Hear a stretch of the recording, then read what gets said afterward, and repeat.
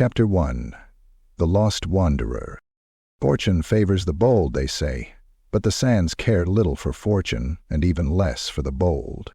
The sun burned high above the Great Desert of Araby, a relentless eye in an ocean of shimmering gold. The wind howled across the dunes, carrying the whispers of a land older than time itself. Beneath that unforgiving gaze, Giulio Vernazza, a Tilean adventurer of questionable wisdom and undeniable charm, found himself cursing his own ambition. He had come here chasing a myth, a whispered rumor of lost Nehekhara tombs, forgotten by time and ripe for plunder. The old merchants in Kofar had laughed when he inquired, their toothless grins betraying a warning unspoken. But Giulio was not a man easily deterred. A few gold coins had loosened the tongues of desert nomads, and soon he had his caravan, his map, and his dream of riches beyond reckoning. And now, that dream lay in ruins. The attack had come without warning. From the dunes, dark figures descended like a storm, Arabians clad in black, their curved scimitars glinting under the merciless sun. Giulio's men fought, but the desert was not their ally. It belonged to the raiders, who knew how to strike like serpents and vanish into the sands before steel could find them. Giulio had barely escaped with his life. Now he ran, boots sinking into the sand, breath ragged, his once fine Tilean doublet soaked with sweat and dust. He had lost everything, his camels, his provisions, even his prized Estalian rapier, torn from his grasp in the chaos. All he had left was a dagger and his wits, one of which was quickly failing him under the desert's merciless sun. A march through the wastes. Hours passed, or was it days? The dunes stretched endlessly before him, rising and falling like the waves of a frozen sea. The horizon shimmered, playing tricks on his mind. One moment he swore he saw the glint of an oasis, the next it was gone. The sun was his only companion, its cruel heat licking at his skin like a vengeful god. He pressed on. Night came, bringing no relief. The desert was cold now, a cruel contrast to the furnace of the day. The wind howled, stirring phantom voices in the dunes. Giulio knew the stories, ghosts of the desert, souls of those who had perished, whispering their sorrow into the wind. Foolish superstition, he told himself. Then he saw it. At first he thought it was another mirage, but no, this was real. Rising against the moonlight, half buried in the sand, stood the ruins of a forgotten city. Nehekhara. Giulio's heart pounded in his chest. He had found it, not just a tomb, but an entire necropolis, untouched by time. Towers of obsidian and sandstone, worn by the centuries, loomed before him. Great statues of jackal-headed gods stood as silent sentinels, their hollow eyes gazing into eternity. He stumbled forward, too weak to question his own fortune. He crossed the threshold of a crumbling gate, its ancient hieroglyphs weathered beyond recognition. A shudder passed through him as he stepped inside. The air was thick and still, heavy with the scent of dust and something else. Something old. Something watching. And then, as the last sliver of moonlight faded behind the ruins, the silence was broken. From the darkness, a voice whispered his name. Giulio Vernazza. The adventurer froze. Something had been waiting for him, and he had walked right into its grasp. Chapter 2. The Awakening of the Dead. It is not wise to wake the dead, but the dead had already been waiting. Giulio Vernazza staggered through the burial halls of the forgotten necropolis, his breath ragged, his vision swimming with exhaustion. The tunnels of sand and stone twisted around him like the ribs of some ancient beast, each passage whispering a secret long since lost to time. His boots crunched over bones half buried in the dust, the remnants of those who had come before him, tomb robbers, adventurers, or worse. The air was thick with the scent of age and decay. a silence so absolute it seemed to drink in sound itself. Then he saw them. At the far end of the chamber, great stone doors loomed before him, carved with hieroglyphs of terrible majesty. Figures of gods and kings danced across the walls in faded relief, and between them one name stood out, chiseled deep into the stone. Akhmen-Ra. Giulio swallowed. That name meant nothing to him, but the feeling in his gut was unmistakable. Whoever lay beyond these doors had once been powerful, a ruler, a warlord. And yet a dead king was still dead, was he not? Gritting his teeth, Giulio pressed his palms against the doors and pushed. A low, grinding groan filled the chamber as the seal of centuries was broken.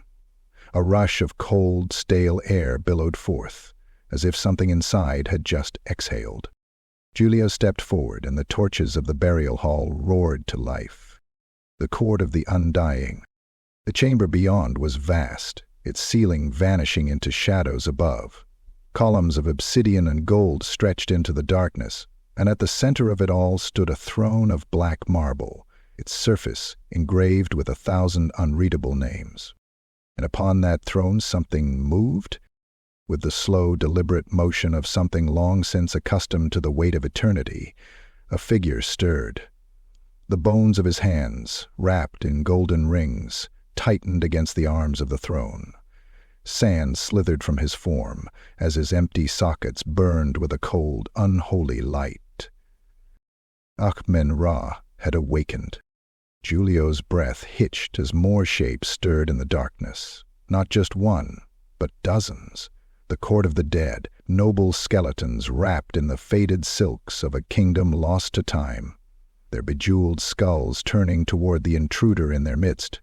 A deep, rasping voice broke the silence.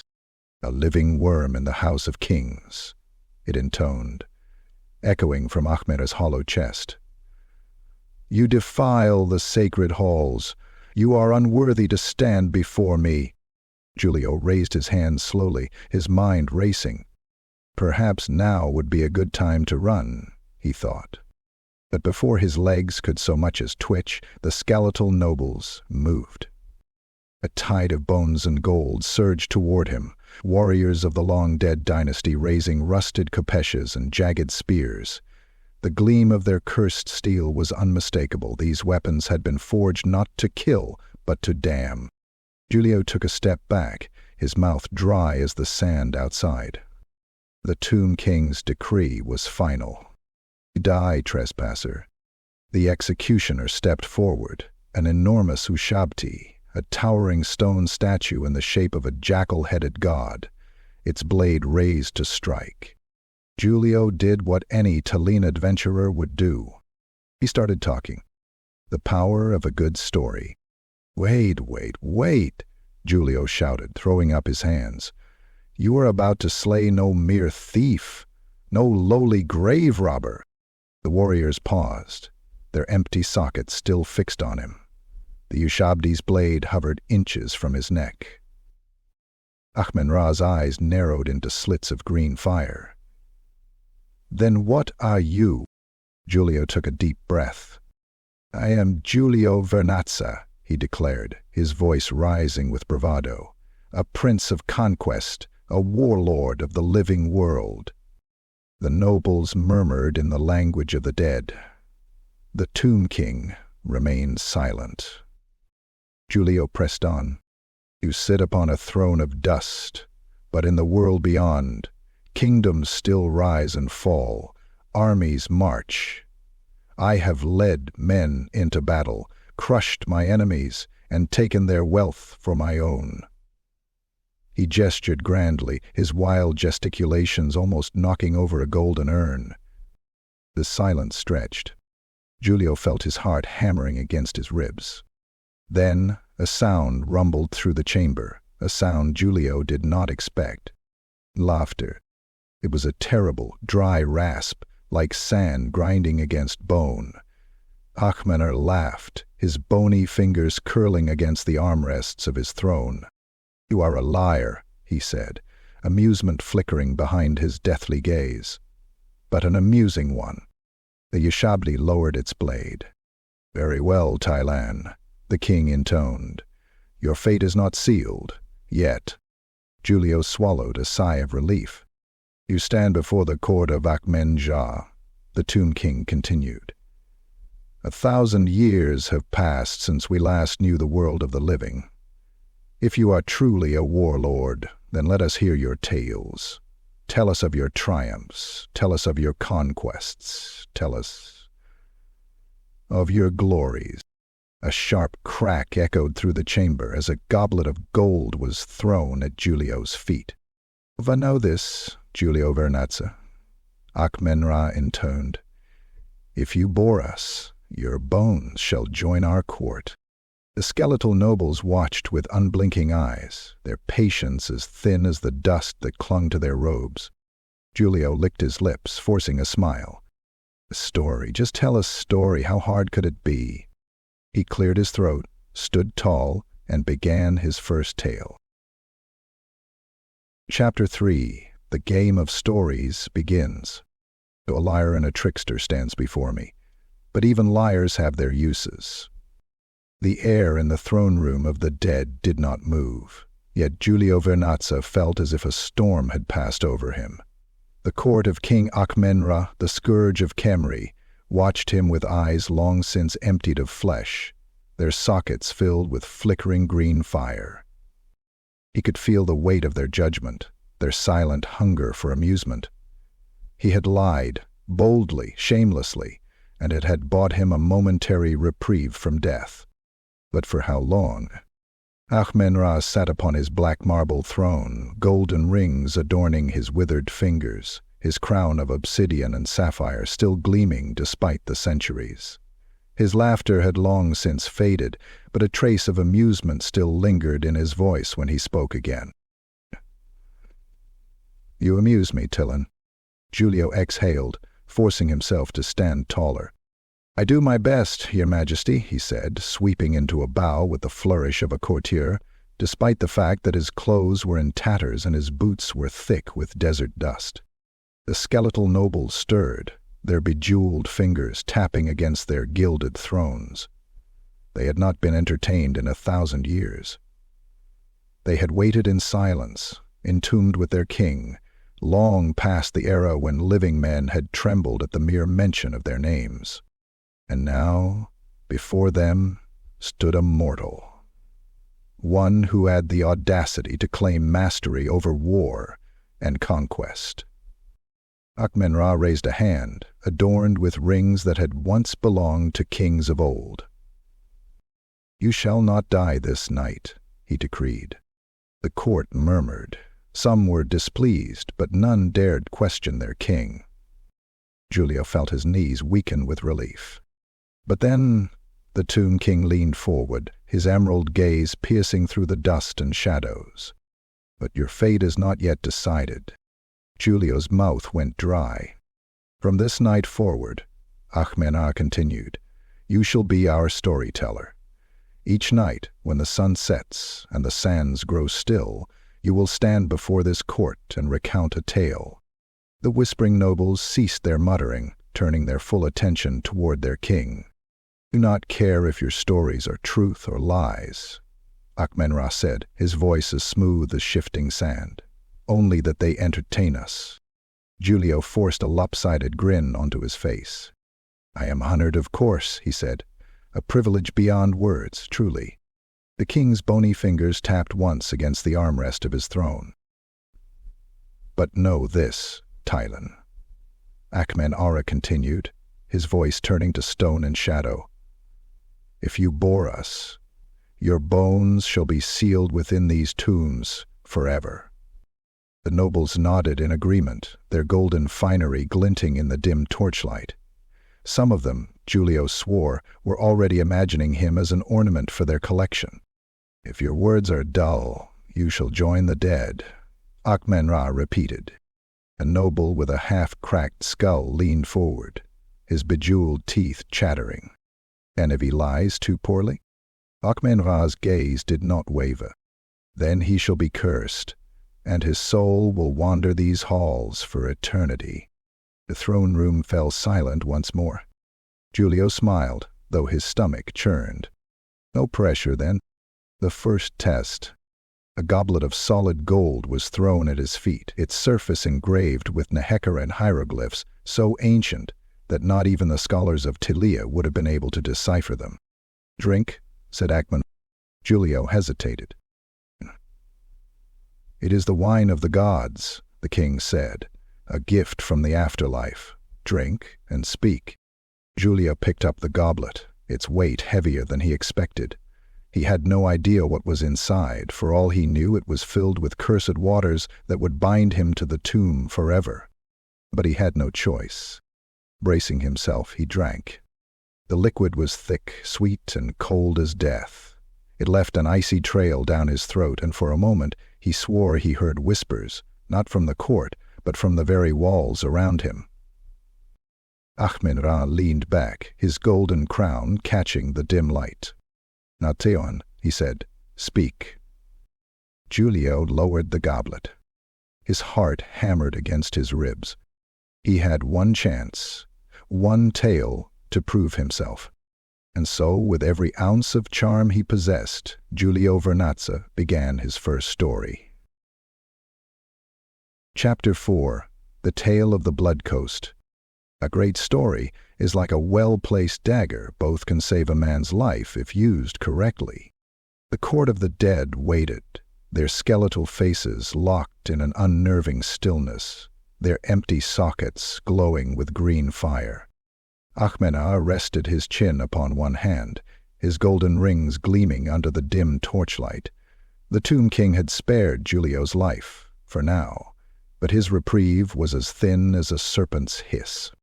Giulio adjusted his stance, feeling the weight of the spectral silence pressing upon him. He had to tell a story, and not just any story, one worthy of the dead. He took a deep breath, flashed a Tilean smile, and began his tale. The Blood Coast. You may not have heard of me, noble lords of Nehekhara, but I am a name known across the seas. A few skeletal nobles murmured, their voices like rustling parchment. Lay. Prigiora de Vienna Shiroptio. There are those in the ports of Tilean and Estalia who call me the Dagger of Sartosa. There are others in the dark corners of taverns who whisper of my deeds with awe and fear. Akhmen-Ra's gaze remained unreadable, but the court leaned forward ever so slightly. Good, he had their interest. But among all my adventures, one stands above the rest. A tale of monsters, cursed ships, and a battle on the waves of the damned. A battle that I alone survived. The torches flickered, casting jagged shadows against the walls. He began, Giulio continued, on the accursed waters of the Blood Coast. A battle against the dead. I was aboard La Vanzan, a fine Sartosan galleon, her sails proud, her cannons polished to a gleam. Our crew was the best the seas had ever known, cutthroats, rogues, and corsairs, all loyal to me. We were hunting treasure, as all good pirates do, but what we found was something else entirely. A skeletal noble in gilded robes tilted his head. Something else? Giulio lowered his voice, forcing the court to lean in. The water turned black, he whispered. The sky itself dimmed. The winds died. And in the silence, we saw them. Shadowed figures, standing upon the decks of ships that should not be sailing. Ships of rotten wood and tattered sails. Ships that carried the stench of the grave. Akhmen-Ra's fingers tapped once against his throne. Vampires. Giulio nodded gravely. Aye, my lord, the fleet of the damned. Giulio the Slayer, or so he claims. The court was silent now. Even the leash priests, usually unmoved by his words, seemed to be listening more intently than before. Giulio allowed himself a small, smug smirk. They came for us, their red eyes gleaming in the dark, their skeletal sailors raising the black banners of undeath, and I knew, then and there, that only one man could stop them. "Let me guess," a voice rasped. "You—" Giulio placed a hand over his heart, feigning humility. "I do not like to boast, my lords, but—" Yes, it was I, Giulio Vernazza, who turned the tide of battle. Akhmen-Ra chuckled, the sound like dust falling from old bones. "Continue, Tilean." Giulio grinned. The battle was fierce. The cannon fire roared across the waves, but the cursed fleet was relentless. Our men fell one by one, taken by the ghoulish crew. But I stood firm. Sword in hand, I climbed aboard their flagship, cutting down the undead with every stroke. He made a dramatic sweeping motion, narrowly avoiding knocking over an urn. And then, atop the deck of the damned, I faced their captain, a fell creature with crimson eyes and a blade of cursed steel. The court leaned in further. And what happened next? Akhmen-Ra. Giulio paused for effect, then smirked. "I won." Akhmen-Ra's laughter filled the chamber, echoing off the stone walls. "You bested a vampire in single combat?" Giulio clapped his hands together, nodding enthusiastically. "Not just any vampire, my lord, a lord of undeath, the dread admiral himself. With a well-placed thrust, I sent his cursed soul howling into the abyss, and without their master the fleet crumbled. The sea swallowed their ships, and the dead found their peace." The court erupted into whispers, some amused, others skeptical. Akhmen-Ra tapped a golden ring against his throne, silencing them. He turned his gaze upon Giulio, his empty sockets filled with the cold wisdom of centuries. Then, with a slow, deliberate motion, the Tomb King nodded. "You are a liar, Tilean," he said, "but you are an entertaining one." Giulio allowed himself a sigh of relief. Suspicion in the shadows. As the court murmured amongst themselves, the leash priests did not join in the laughter. Instead, they stood motionless, their hollow eyes locked onto the Tilean storyteller. They had heard many voices in their endless existence. Voices of conquerors, voices of kings, voices of fools. And they knew the sound of a lie.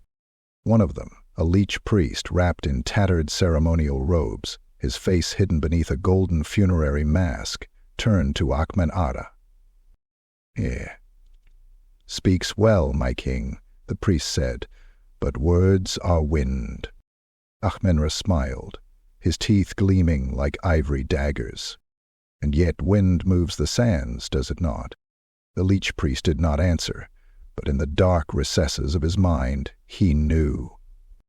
This Tilean was dangerous. He did not yet know how, but he would. Sin.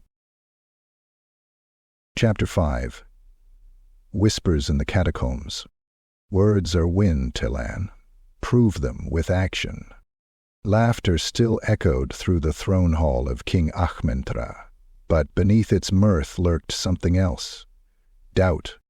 The Tomb King's skeletal grin had lingered long after Giulio Vernazza finished his tale of the Blood Coast, but others were not so easily convinced. And now one of them spoke. The noble's challenge. From the rows of skeletal courtiers a figure rose, a lesser noble, clad in tattered funeral robes, his jeweled eye sockets burning with ghostly light. His golden funerary mask bore the likeness of a jackal-headed god, its expression permanently locked in disdain. "Your tongue is quick, Tilean," the noble rasped, his voice as brittle as ancient parchment. "But a tongue is no proof of deeds." Giulio felt his stomach tighten. "Surely, my lord, you do not doubt my glorious conquest," he said, keeping his voice light, playful. The noble did not answer immediately. Instead, he turned toward Akhmen-Ra. "My king, if this mortal has truly faced the dead before, then let him walk among them once more." Akhmen-Ra's gaze settled on Giulio. The Tilean forced a smile. "Well, I do enjoy a good walk." The noble's grin was sharp as a knife. "Then prove your courage, storyteller. Venture into the catacombs and return with the eye of Usirian. The whispers in the court fell silent. Even some of the skeletal nobles shifted uncomfortably, the name alone enough to summon memories long buried in the dust. Giulio, of course, had no idea what the Eye of Usirian was. But he could tell it was not going to be an easy walk. Into the catacombs were black as pitch. No torches burned here, no voices spoke. Only the sound of shifting sand filled the narrow corridors, carried by a wind that did not belong to the living world. Akhmen-Ra had not sent him alone. The noble had ordered a pair of skeletal guards to escort him to the threshold of the tombs, but they would go no further. Beyond this point, one of them hissed, "The dead do not sleep." Giulio swallowed hard. Charming. He stepped forward, his boots kicking up small clouds of dust. The further he went, the more the walls seemed to press inward, the weight of thousands of years settling on his shoulders. And then, as he took another step forward, the whispering began. The voice in the dark. At first, the voices were soft, distant, like a conversation happening far away. But as Giulio ventured deeper into the crypt, they grew clearer. "Who comes?" The words echoed through the tunnels, though no source could be seen. Giulio's hand tightened around the dagger on his belt. "No one important," he muttered under his breath. "Just a humble traveler passing through." A pause. Liar. A gust of cold wind shot through the tunnel, carrying with it the scent of decay and something older than death itself. Giulio froze. Well, that's not good. The restless spirit. A shape formed in the darkness, at first little more than a shadow of shifting sand, but then something more solid. A tall figure, its form half-rotten, its bones wrapped in spectral mist. Ancient burial wrappings fluttered around it, caught in a breeze that should not have existed. Its eyes were pale, lidless orbs, glowing with hatred centuries old. It did not attack. Not yet. It only watched. Giulio cleared his throat. Greetings, esteemed spirit. I assure you, I have only the greatest respect for this fine establishment you call home." The spirit did not move. Then, with unnatural speed, it glided toward him, its tattered wrappings trailing behind it like a funeral shroud. "You do not belong here." Giulio stumbled backward. "I know, believe me, I agree entirely." But the spirit did not care for words. The air grew heavy, and Giulio felt something clawing at his mind, as if invisible hands were prying open his skull. A memory surfaced, not his own. A vision of Nehekhara in its glory, of worshippers kneeling before great pyramids, of chariots rolling through golden streets. And then war. The burning of temples, the looting of tombs, the defiling of the dead by lesser men. A rage not his own filled his chest. And the spirit whispered, "You are one of them." Giulio gasped as pain stabbed into his skull. Damn it. It knows I'm lying. The desperate gamble. His knees nearly buckled, his vision swimming as the spirit's fury bore down upon him. He had only seconds to act. And so he did the only thing he could. He dropped to one knee and bowed deeply, pressing his forehead to the stone floor. Mighty One, I am but a humble servant of the great king Akhmen-Ra." The spirit paused. Giulio felt its cold gaze bore into him. "Akhmen-Ra?" Giulio forced himself to keep bowing. "Yes, the great king, the one who restored Nehekhara's glory, the lord of these tombs. I was sent here under his decree." The air shifted. The spirit remained still for a long moment, as if considering. Then it pulled back. "Akhmen-Ra still reigns." Giulio nodded furiously. "Oh, yes, and he will be very cross if I do not return with the Eye of Usirian." Another long silence. Then, slowly, the spirit stepped aside. "Take it, leave." And just like that, the pressure lifted. Giulio did not waste a second. He grabbed the relic, a gleaming jewel set in a golden amulet, its surface inscribed with prayers to the god of the underworld, and bolted out of the chamber. Behind him, the whispers faded, as if the spirit had sunk back into its eternal slumber. Giulio did not look back. Returned to the living dead. By the time Giulio emerged from the catacombs, he was sweating, breathless, and gripping the relic like a lifeline. The skeletal noble who had challenged him regarded him with cold amusement.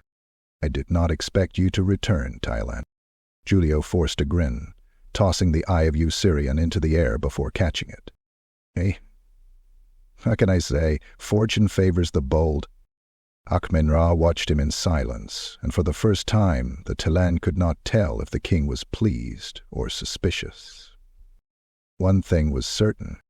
The game of stories had only just begun. Chapter 6. The Tale of the Iron Prince. A lie told boldly enough can be mistaken for truth, and a truth twisted well enough can be mistaken for legend. The eye of Usirian rested in Akhmen-Ra's golden fingers, turning slowly as the Tomb King studied its inscriptions. Giulio Vernazza tried not to let his relief show too clearly. He had cheated death once more, escaping the whispers of the restless dead in the catacombs. But the game he played was growing more dangerous. And now they expected another tale. The court grows restless. The skeletal nobles sat in their thrones, their ancient finery gleaming under the cold torchlight. Some watched him with fascination, others with thinly veiled contempt. Akhmen-Ra remained silent, his fingers still turning the relic. Finally, he raised his gaze. "You have walked in the halls of the dead and returned, Tilean."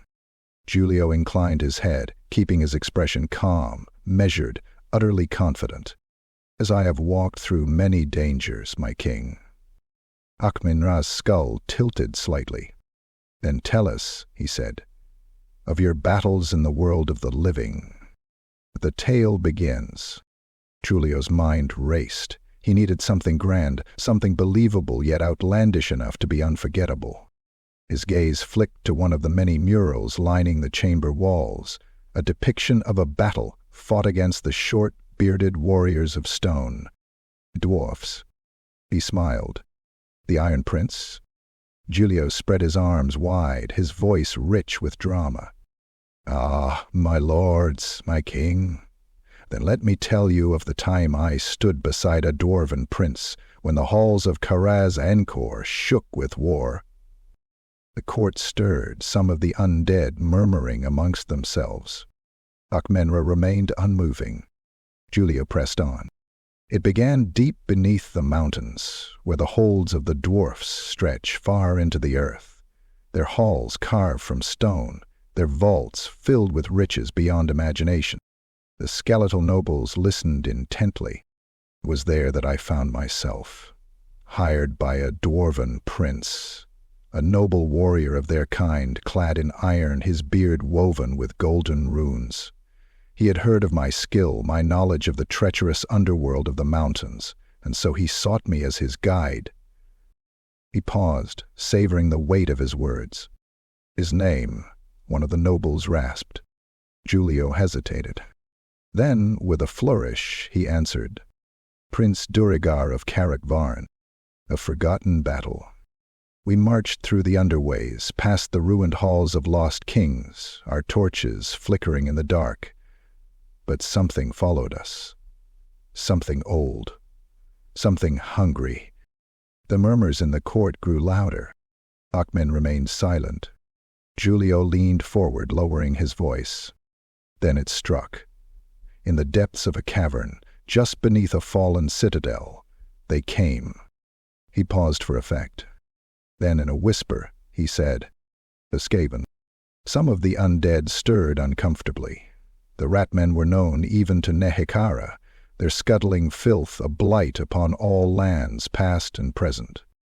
Giulio continued, his hands painting the scene with gestures. 1,000 of them, swarming from the tunnels like a black tide, their red eyes gleaming in the dark. The dwarfs fought bravely, their axes carving through the ratmen like wheat before the scythe, but the enemy was endless. He let the tension hang for a moment, then, with a dramatic flair, and that was when I took up my sword. A few skeletal nobles chuckled darkly. "You?" One sneered. "A Tilean, fighting beside the Stonebloods?" Giulio placed a hand to his chest, feigning offense. "My lord, I would never let my allies fall before the vermin hordes." Prince Durgar stood, his shield shattered, his warriors falling one by one. "But it was I, Giulio Vernazza, who led the charge." The court is split. The laughter grew, but not all were amused. Some nobles leaned in with interest, their skeletal jaws locked in silence as they studied him. Akhmen-Ra raised a hand, silencing the murmurs. His gaze was unreadable.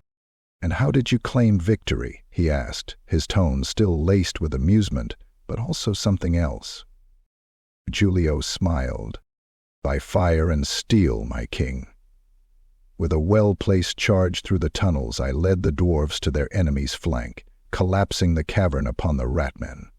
The horde was buried, and the day was won." He paused, then added with a smirk, "Prince Durgar swore an oath to me that day. An oath of brotherhood, a bond between king and warrior, sealed in the blood of the fallen." The court stirred again, whispers moving like wind through the room. Akhmen-Ra's empty sockets burned with green light. He was still amused. "A remarkable tale, Tilean," he said. But before Giulio could respond, a new voice cut through the hall. "A tale," the leech priest in golden robes rasped. "Nothing more." The murmurs died instantly. The leech priest, who had been watching Giulio closely since the beginning, now stepped forward. His ornate staff, carved with hieroglyphs of death, tapped against the stone floor as he advanced. "Where is your proof, storyteller?" Giulio's smile did not waver, but his heart pounded. The priest's sockets bore into him. "If you truly fought beside this Iron Prince," the leech continued, "then surely you carry some token of his gratitude? A sigil? A rune? A relic of Karazhan-Kor?" Giulio's mind raced. He had nothing of the sort. Akhmen-Ra watched in silence. The court was divided now, some entertained, others skeptical, and the lich priests, they had begun to suspect. The game of stories had just become far deadlier. The king's amusement. For now. For a long moment the silence hung thick. Then Akhmen-Ra let out a dry chuckle. "Let the Tilean keep his tongue for now," the king said. The leech priest stiffened, but he did not argue. Giulio bowed deeply. "Your mercy is as great as your wisdom, my king." Akhmen-Ra raised a single finger. "But heed this, Tilean," he said. "Amusement is a fickle thing. Tell us another story tomorrow, and let us see if fortune continues to favor you." The nobles laughed again, but some had already begun whispering among themselves. As Giulio was led back to his chambers, he felt the weight of the court's eyes upon him.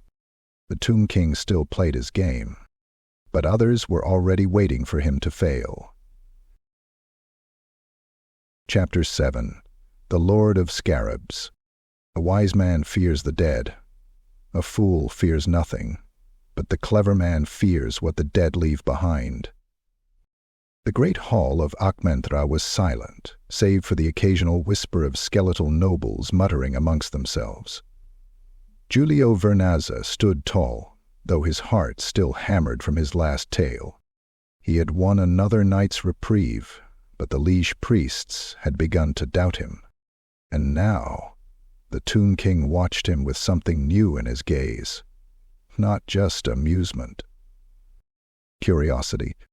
Akhmen-Ra leaned forward on his black marble throne, the ancient gold on his skeletal fingers glinting in the dim torchlight.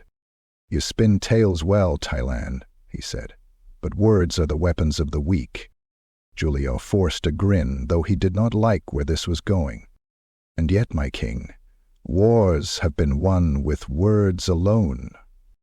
Akhmen-Ra chuckled, a dry, rasping sound. "Then let us see how well you fare without them." The nobles leaned in, their hollow eyes gleaming with anticipation. Giulio's grin faltered. "Oh no, the scarab pits." The pit yawned before him, a black chasm in the heart of the necropolis, its depths hidden beneath shadow.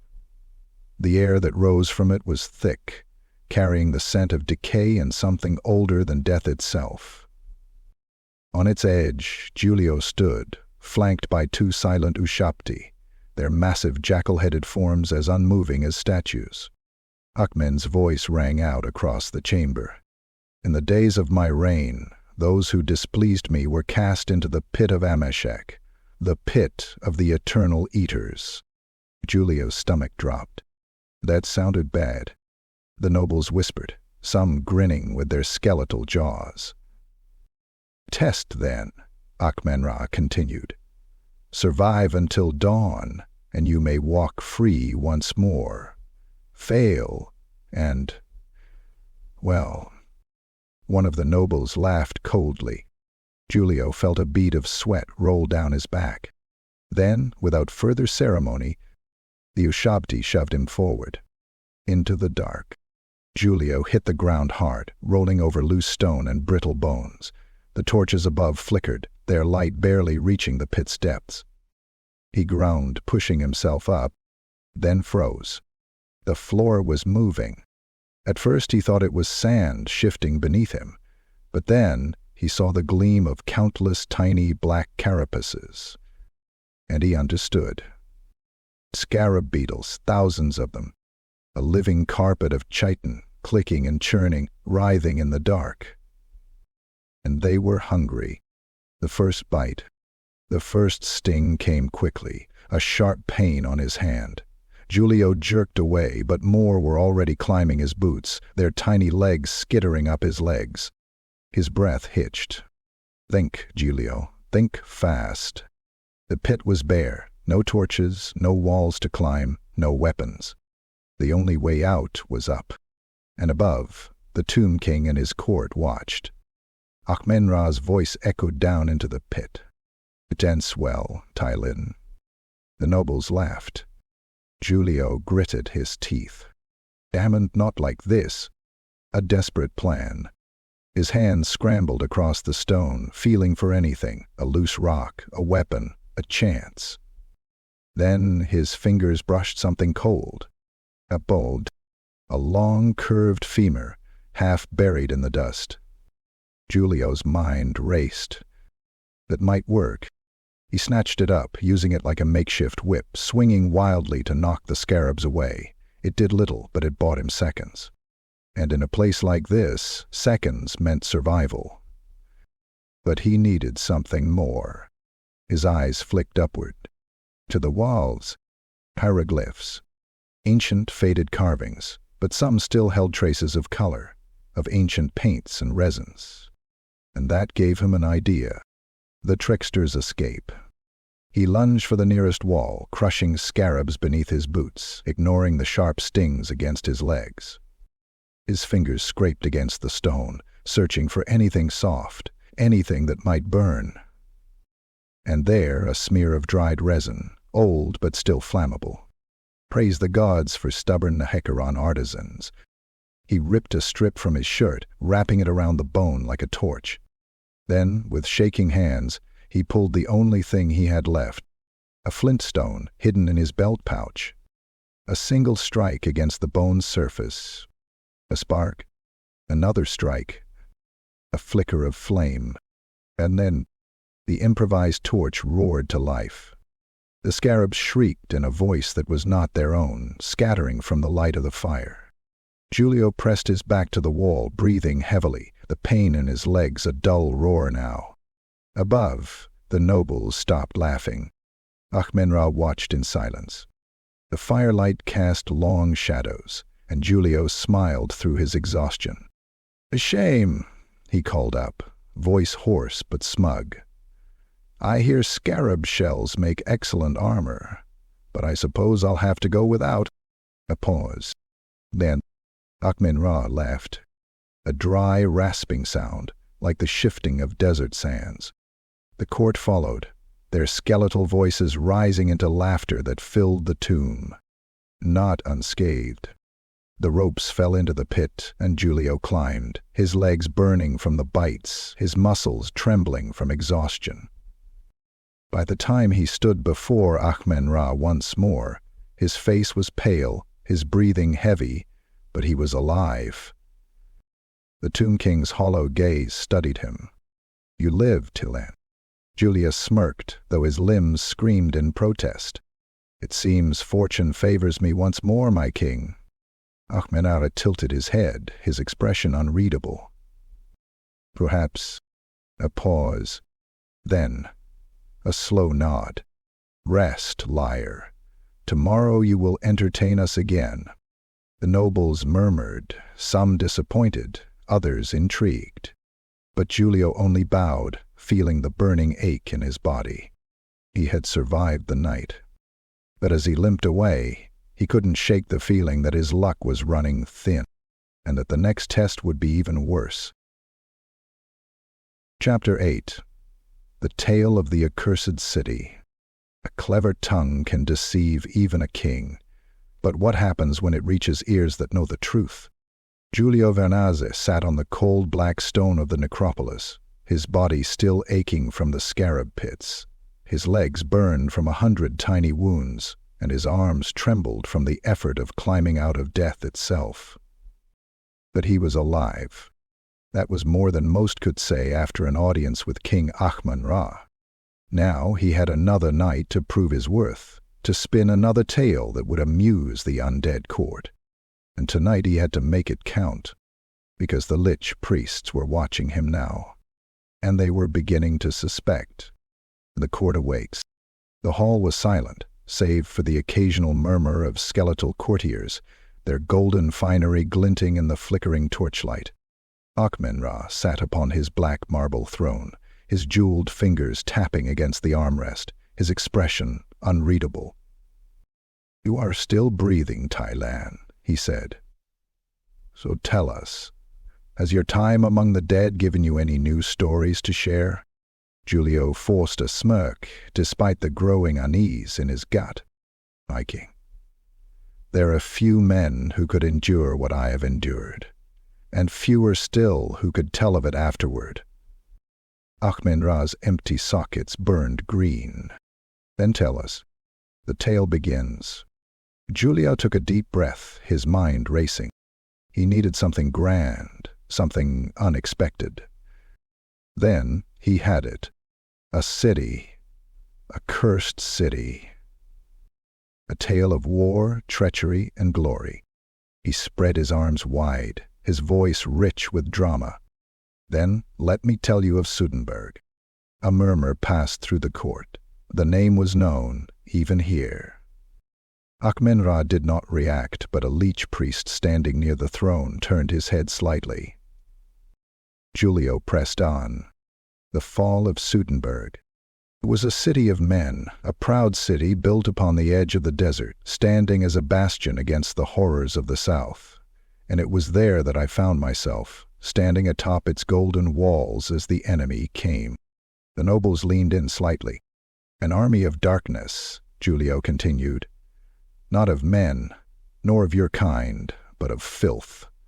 A horde of vermin, rising from the tunnels below, their red eyes gleaming in the night, their blades dripping with poison." The whispers grew. Giulio let his voice drop to a hushed whisper. The Skaven had come.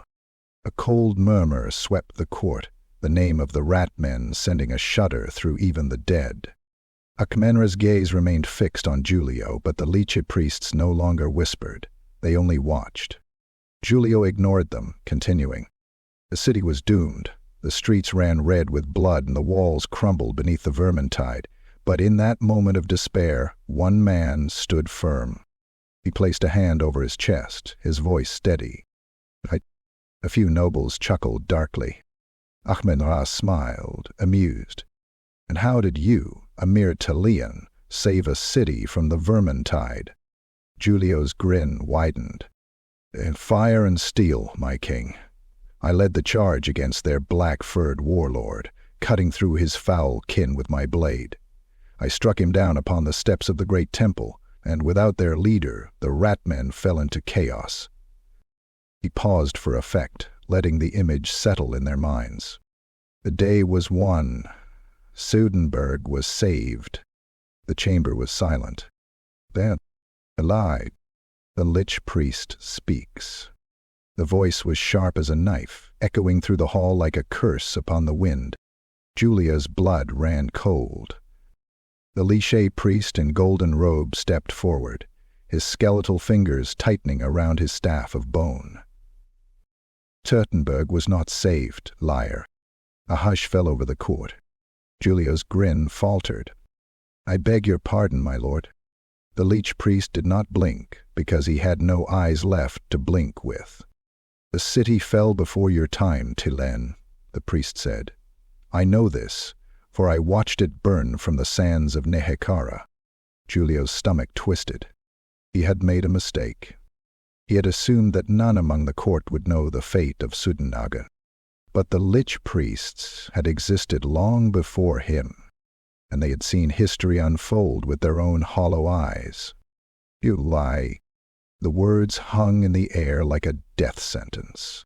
Giulio's mind raced for a way out. "The king decides." Akhmen-Ra's smile had faded. The king tapped a single golden ring against his throne, the sound like a death knell in the silence. "Is this true, Tilean?" The nobles watched hungrily, some grinning, others whispering among themselves. The Lich Priest stepped closer, his skeletal face unreadable. "Tell us," the priest murmured. "Tell us how you, a man of flesh and blood, stood upon the walls of a city that burned long before you were born." Giulio licked his lips, feeling the weight of the court's judgment press upon him like a coffin lid. He had lied his way through death itself. And now he had to lie his way out once more. The desperate gambit. Giulio raised his hands, his voice steady despite the storm inside his mind. "My lord, but do we not all stand upon the bones of the past?" Akhmen-Ra tilted his head slightly. Giulio pressed on, gambling everything on this one chance. "Perhaps I did not fight in the Sudenburg you knew. Perhaps I speak of another Sudenburg, a legend carried through the centuries, a name given to 100 battles. Who is to say what is history and what is legend?" The Lich Priest did not look convinced. The court murmured, some nodding in thought, others laughing at the Tilean's audacity. Akhmen-Ra's silence stretched long. Then he laughed once more. A dry, rasping chuckle. "You are either the greatest liar I have ever met," the king said, "or the greatest fool." He waved a skeletal hand. "Let the Tilean keep his tongue, for now." The Lich Priest did not protest, but his hollow gaze lingered on Giulio for a moment longer than necessary. And Giulio knew his time was running out. The next story had to be perfect, or it would be his last. Chapter 9. Secrets in the Tomb Dust. The dead keep their secrets well, but the clever thief knows where to look. The hollow eyes of the Lich Priests followed Giulio Vernazza wherever he walked. They did not speak. They did not move. But he could feel their silent suspicion, pressing against his skin like a blade held just shy of his throat. He had lied his way through another trial, barely escaping the trap of his own words. But the noose was tightening. Akhmen-Ra was still amused, but the court had begun to whisper in doubt. The Tomb King's patience would not last forever. And so Giulio made a decision. If he was going to escape this cursed place, he needed more than lies. He needed a way out. The forgotten path. The necropolis was vast, stretching beyond sight, its endless tombs lost beneath the shifting dunes. By day, the courtiers of Akhmen-Ra's court watched his every move. But by night the dead returned to their slumber and the halls of the tomb city were silent once more. That was when Giulio made his move. Slipping past the guardians of the court, he moved deeper into the labyrinth of ruined streets and crumbling tombs, his torch casting long shadows against the sandstone walls.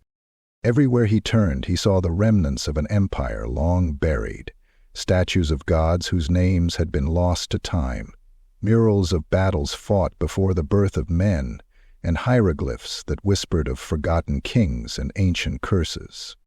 But he wasn't looking for history. He was looking for a way out. And then he found it. A door hidden beneath the sand, half buried and unmarked. A place not recorded in any Nehekhara scripture. Something even the dead had forgotten. The hidden tomb. The stone door was massive, its surface covered in crude hieroglyphs, much older than the ones carved in the halls of Akhmen-Ra.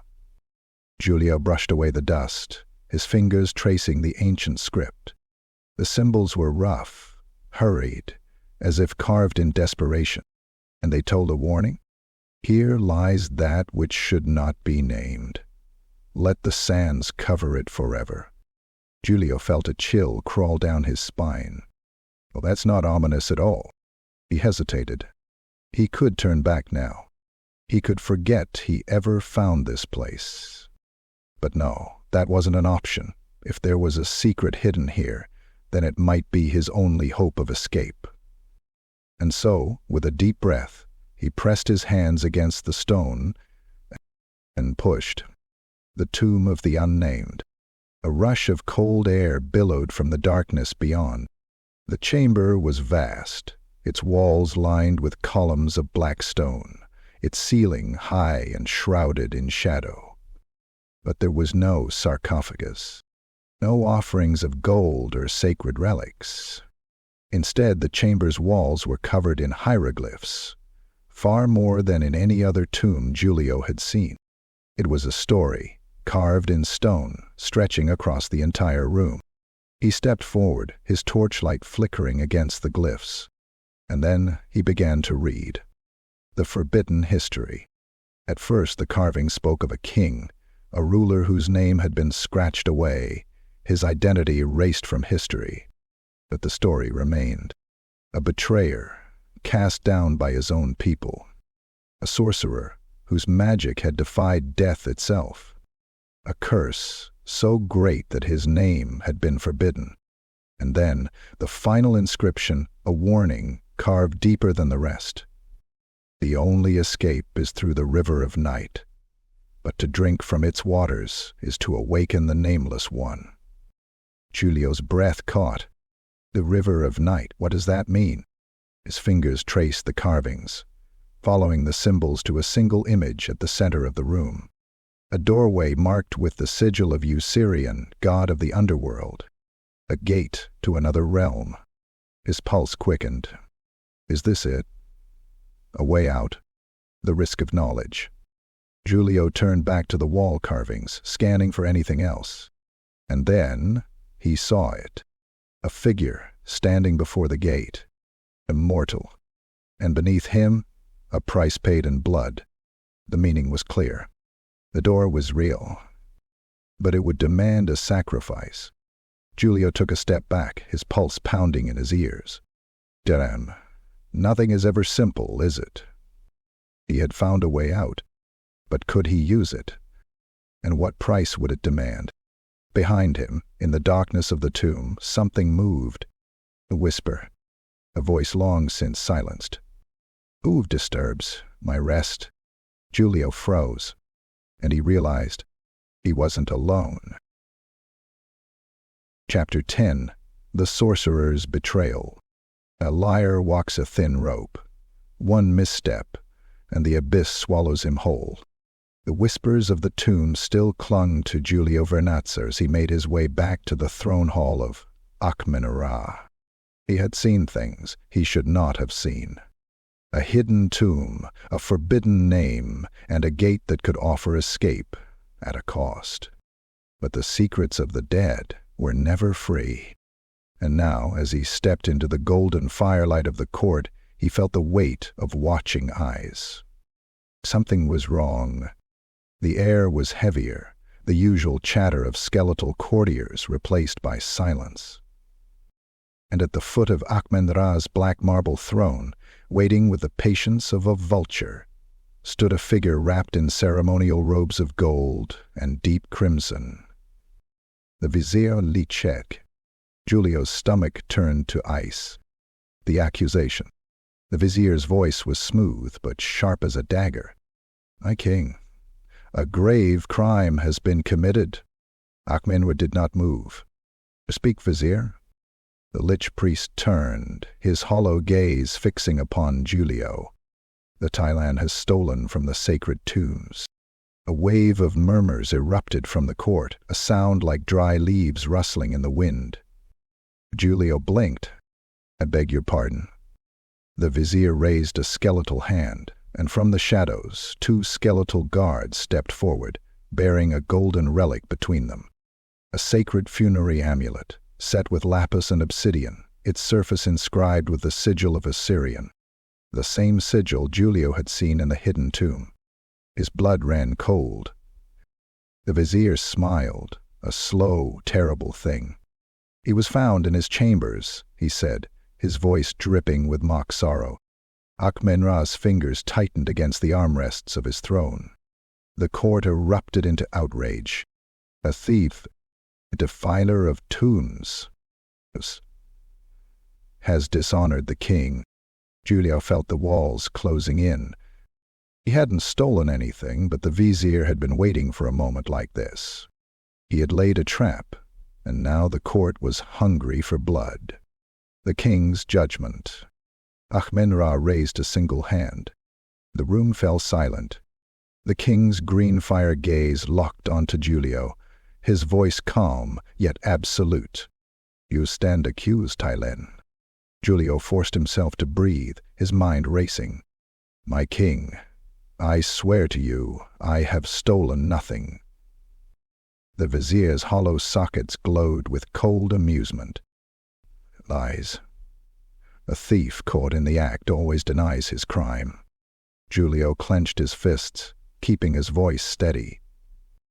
"Think, my king, why would I steal something that I could not possibly take from this place? Your kingdom is sealed by death and sand. Where would I go?" Akhmen-Ra leaned forward slightly, considering. The vizier did not hesitate. "Perhaps he seeks to bargain with the spirits of the underworld." Giulio's pulse quickened. The vizier was too close to the truth. Akhmen-Ra studied him, his expression unreadable. "Then prove your loyalty, Tilean." The room went still. Giulio felt his stomach drop. "Help." Akhmen-Ra gestured. The massive bronze doors at the far end of the hall creaked open, and from the darkness beyond, something moved. A shape too large, too inhuman, too eternal. A warrior of stone and death.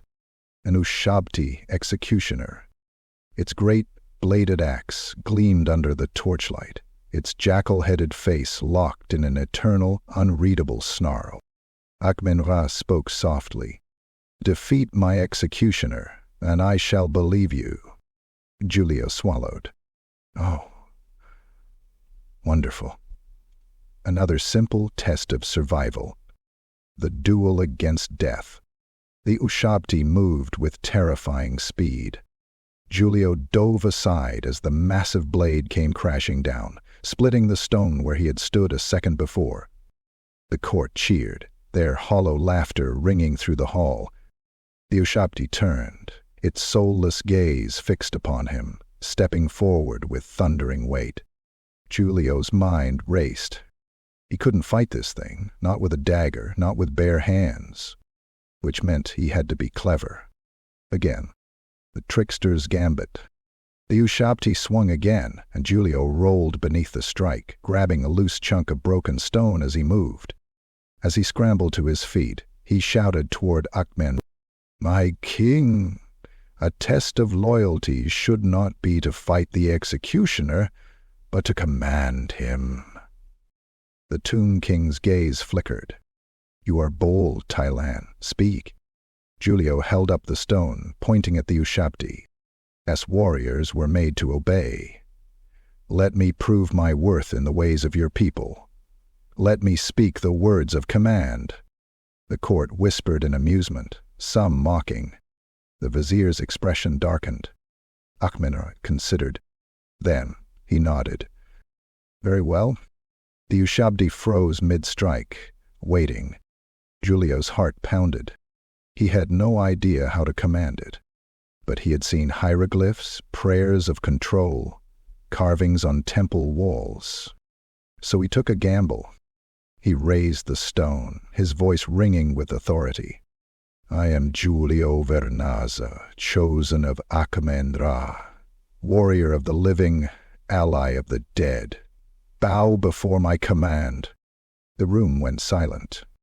The Ushabti stared down at him. A long pause. Then, with agonizing slowness, the stone giant lowered its blade. And then, in front of the entire court, it knelt.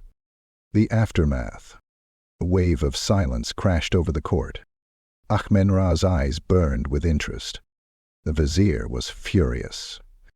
Giulio lowered his arm, his breathing heavy, his heart hammering against his ribs. Then, with a grin, he bowed deeply toward the king. "My loyalty is proven, my king." Akhmen-Ra studied him for a long moment. Then, the Tomb King laughed. The court erupted into applause, half in amusement, half in disbelief. But the vizier said nothing. His gaze burned with hatred. And Giulio knew this was not over. The vizier had played his hand. And now Giulio had humiliated him before the king. He would strike back. And when he did, it would not be a trial. Chapter 11. The Duel of the Tombblade. Steel is nothing without wit, and wit is nothing without luck. Giulio Vernazza stood in the center of the throne hall, the laughter of the undead still echoing in his ears. Moments ago he had done the impossible. He had commanded the executioner, Ushabti, turning what should have been his death sentence into a victory. Akhmen-Ra had been amused. The vizier had been furious. And now he was about to die. The vizier's retaliation. The gold-robed lich priest stepped forward, his skeletal fingers clutching his ornate staff, the sigils of death and judgment glowing faintly in the flickering torchlight. His voice was smooth, but venom dripped from every word. "A remarkable display, Tilean. But one trick does not prove mastery of the blade." Giulio forced a smirk, though he could feel the trap closing around him. "I have always preferred to fight with my mind, rather than my sword, my lord." The vizier tilted his head slightly, then turned toward Akhmen-Ra. "My king, I must question this mortal's skill. You say he is an ally of the dead? Then let him prove it in battle, as our warriors once did in the days of old." Akhmen-Ra's bony fingers tapped against his throne, considering. Then the Tomb King smiled. "A duel, then." Giulio's stomach twisted. He had won over the king for now, but the vizier was not going to stop until he was dead. And this time he had been backed into a corner. Akhmen-Ra raised a hand. "Bring forth a champion." The undead warrior.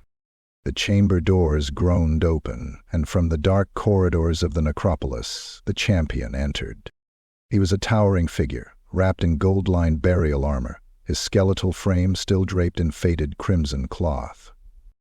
Upon his decayed brow, a broken crown sat, marking him as a warrior of royal blood. But it was the weapon in his hand that sent a chill through Giulio's spine. A Nehekhara blade, blackened with age, its surface inscribed with ancient hieroglyphs. A cursed sword. The moment it entered the hall, the air grew heavy, and the flames of the torches dimmed. Giulio knew what it was. A tombblade, a weapon forged in ancient rites, its edge never dulling, its curse ensuring that whoever it struck would never know peace in death. The champion's hollow sockets locked onto him. The blade was raised. Giulio felt his pulse hammer against his ribs. Tilean's swordsmanship or not, I am about to die. The duel begins. The court erupted in cheers, eager to see the foreigner cut down. Akhmen-Ra watched in silence, his skeletal features unreadable. The vizier smiled, knowing this was the end. The tomb champion stepped forward, his movements unnaturally fluid for a skeleton, his sword held high. Giulio drew his own blade, a simple, well-forged Tilean rapier, elegant but fragile compared to the cursed blade before him. The drums began to beat. The champion struck first. Giulio barely dodged, the cursed blade carving through empty air. He twisted, lunging to the side, his rapier darting forward. A perfect strike. The blade plunged into the champion's ribs and did nothing. The court laughed. The champion turned, unbothered, and swung again. Giulio ducked, rolling to the side as the blade crashed into the stone floor, sending up a spray of shattered rock. Damn it. I can't fight him like this. The champion advanced, relentless. Giulio backed away, his mind racing. If he couldn't wound the champion, then he had to outthink him. The trickster's gamble. The champion swung again, but Giulio wasn't there. He had moved before the attack came, already twisting to the side, away from the obvious strike. The champion followed him, adjusting, but just barely. Giulio smiled. Reacts. He's not mindless. That meant he could be tricked. The next time the champion lunged, Giulio moved, but in the wrong direction. He pretended to slip, his foot catching against a loose piece of stone. The champion saw an opening. It lunged forward, blade raised for the kill. And that was the mistake Giulio had been waiting for. He rolled fast and low, straight between the champion's legs. The undead warrior stumbled forward, thrown off balance by his own attack. Giulio came up behind him, his hand already moving. He wasn't aiming for the ribs this time. He was aiming for the knees. His rapier struck the weak point of the ancient armor, twisting and breaking the joint. The champion collapsed. Giulio moved before it could rise again, grabbing the nearest ceremonial brazier and hurling it onto the fallen warrior. The flames roared, catching the ancient wrappings, the oils of preservation igniting instantly. The tomb champion shrieked in voiceless rage, its curse burning away in the fire. And then it was still. The aftermath. The laughter in the court stopped. The cheering halted. Even the vizier said nothing. Giulio stood, panting, sweat running down his face, his rapier still quivering in his grip. Akhmen-Ra watched him, and for the first time, the king's expression changed. Not just amusement. Something else. Respect. Then the tomb king spoke. You continue to surprise me, Tilean.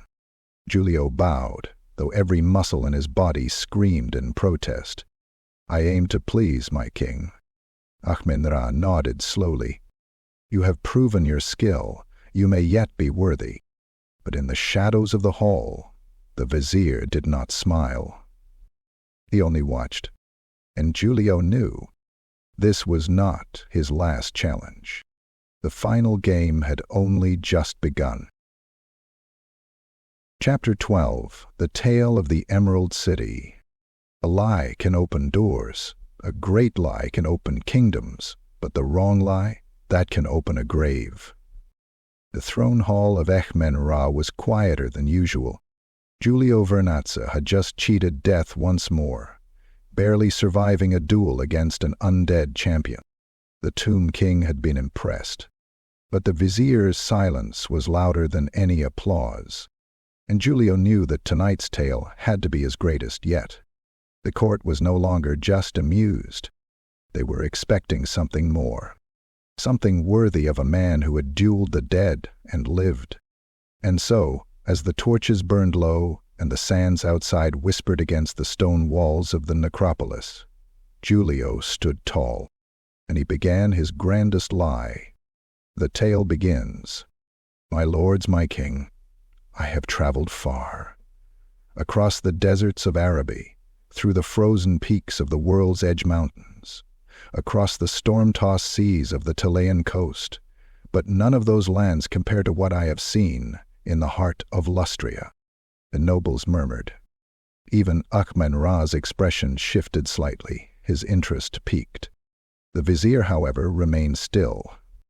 Giulio continued, "It is a land unlike any other, where the very air shimmers with gold, where rivers gleam like molten emeralds, and where, deep within the jungle, hidden beyond the mist, lies a city that no living man has seen and returned to tell the tale." He paused, letting the weight of his words settle. Then, in a whisper, "The Emerald City." A wave of hushed voices swept the chamber. Even the leash priests leaned in slightly. They had them. A city of gold. The walls of this city are lined with gold, carved in runes older than the world itself, Giulio continued, his hands weaving the story as much as his words. Jewels the size of a man's skull lie scattered across the streets, untouched for centuries. Statues of jade and sapphire, relics of the gods themselves, rest in silent slumber beneath the green canopy. Akhmen-Ra's jeweled fingers tapped against his throne. "And yet, Tilean, you claim to have entered this city." Giulio placed a hand over his heart, feigning solemnity. "Not only did I enter, my king, but I walked among its ruins, a guest of its lost rulers." The murmurs grew louder. Akhmen-Ra's eyes burned with curiosity. The vizier's fingers tightened against his staff. And one of the leash priests, the eldest among them, stiffened. He knew something. But Giulio was too deep now. He had to finish the story. "The curse of the priests. Deep within the Emerald City, I stood before a temple unlike any other," Giulio said, his voice dropping to a hushed tone, forcing the court to lean in closer. "A temple guarded by statues that walked, creatures of stone and scale, bound to their eternal duty." One of the leech priests shifted, his skeletal hands clutching his robes tighter. Giulio pressed on. "At the heart of this temple lay a golden tablet, its surface inscribed with the words of the gods. And as I reached forward to claim it..." He paused dramatically.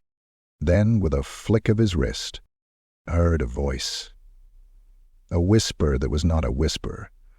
A curse. Older than mankind. The chamber fell deathly silent. Akhmen-Ra's grin was gone now. Even the skeletal courtiers who had once laughed at his tales sat frozen. And then a leash priest rose from his throne. His robes were black with age, his golden mask cracked from centuries of decay, but his eyes burned like cold fire. When he spoke, his voice was not amused. It was ancient, knowing. "You lie." The wrath of the priest? Giulio's blood ran cold. The leech priest took a step forward, his staff clinking against the stone. "I have walked the lands of Lustria," he said, his voice a whisper of wind through a crypt. "I have seen its ruins. I have known the slumbering ones who dwell there. And I know this: there is no Emerald City." Giulio's smile did not falter, but inside, panic. "Ah, my lord, but do we not all see different things? What may be hidden from one may be revealed to another. The gods choose their messengers carefully." The leech priest did not smile. Instead, he raised his staff. A low, haunting murmur filled the hall, like 1,000 voices whispering in the dark. The torches flickered. A cold wind swept through the chamber, though no doors had opened. And then Giulio felt it, a chill crawling up his spine. Something unseen wrapping itself around his throat. The leech priest was cursing him. The curse takes hold. Giulio staggered back, his breath suddenly labored. The room tilted, and a wave of nausea slammed into him like a crashing tide. His limbs felt heavy, as if wrapped in unseen chains. The leech priest's voice was calm, almost patient. "You have spoken one lie too many, mortal. And now you shall feel the weight of the dead." Akhmen-Ra watched in silence. The court did not move. No one would save him. Not this time. Giulio fell to one knee, his breath ragged, his vision darkening at the edges. The curse was real, and it was pulling him into the abyss. No, not like this. He gritted his teeth, forcing his mind to focus, pushing against the creeping darkness. There had to be a way out. There was always a way out. And then, like a whisper in his own mind, he remembered something. The hieroglyphs from the hidden tomb, the gate, the river of night, and the words carved into the stone. The only escape is through the river of night. But to drink from its waters is to awaken the Nameless One. A dangerous gamble, but a gamble was all he had left. With his last breath he whispered the words, the ones carved deep into the forgotten tomb, and the curse faltered. For a fraction of a second, the leech priest hesitated, and Giulio saw fear. The end game begins. The curse did not break, but the leech priest stepped back, his fire-lit eyes narrowing. Where did you learn those words? Giulio forced a smile, despite the agony lancing through his skull. Ahmad, wouldn't you like to know? Akhmen-Ra tilted his head, intrigued. The lich priest's fingers tightened around his staff. The game was no longer about amusement. It was about something far older, something dangerous. And no, the dead wanted answers. Chapter 13. Cursed by the Dead. To see one's own death is a horror few can endure, but to feel it creeping closer with each breath, that is a terror beyond words.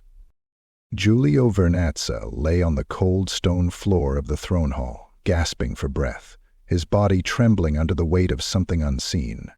The lich priest's curse had wrapped itself around him like a serpent, its invisible coils tightening, coiling through his blood, his bones, his very soul.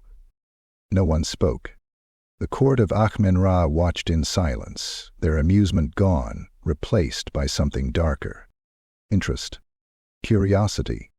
A mortal cursed by the dead was a rare sight. And Giulio was now a man running out of time. Visions of the afterlife. The first vision came suddenly. One moment he was on the floor, trying to breathe. The next, he was somewhere else.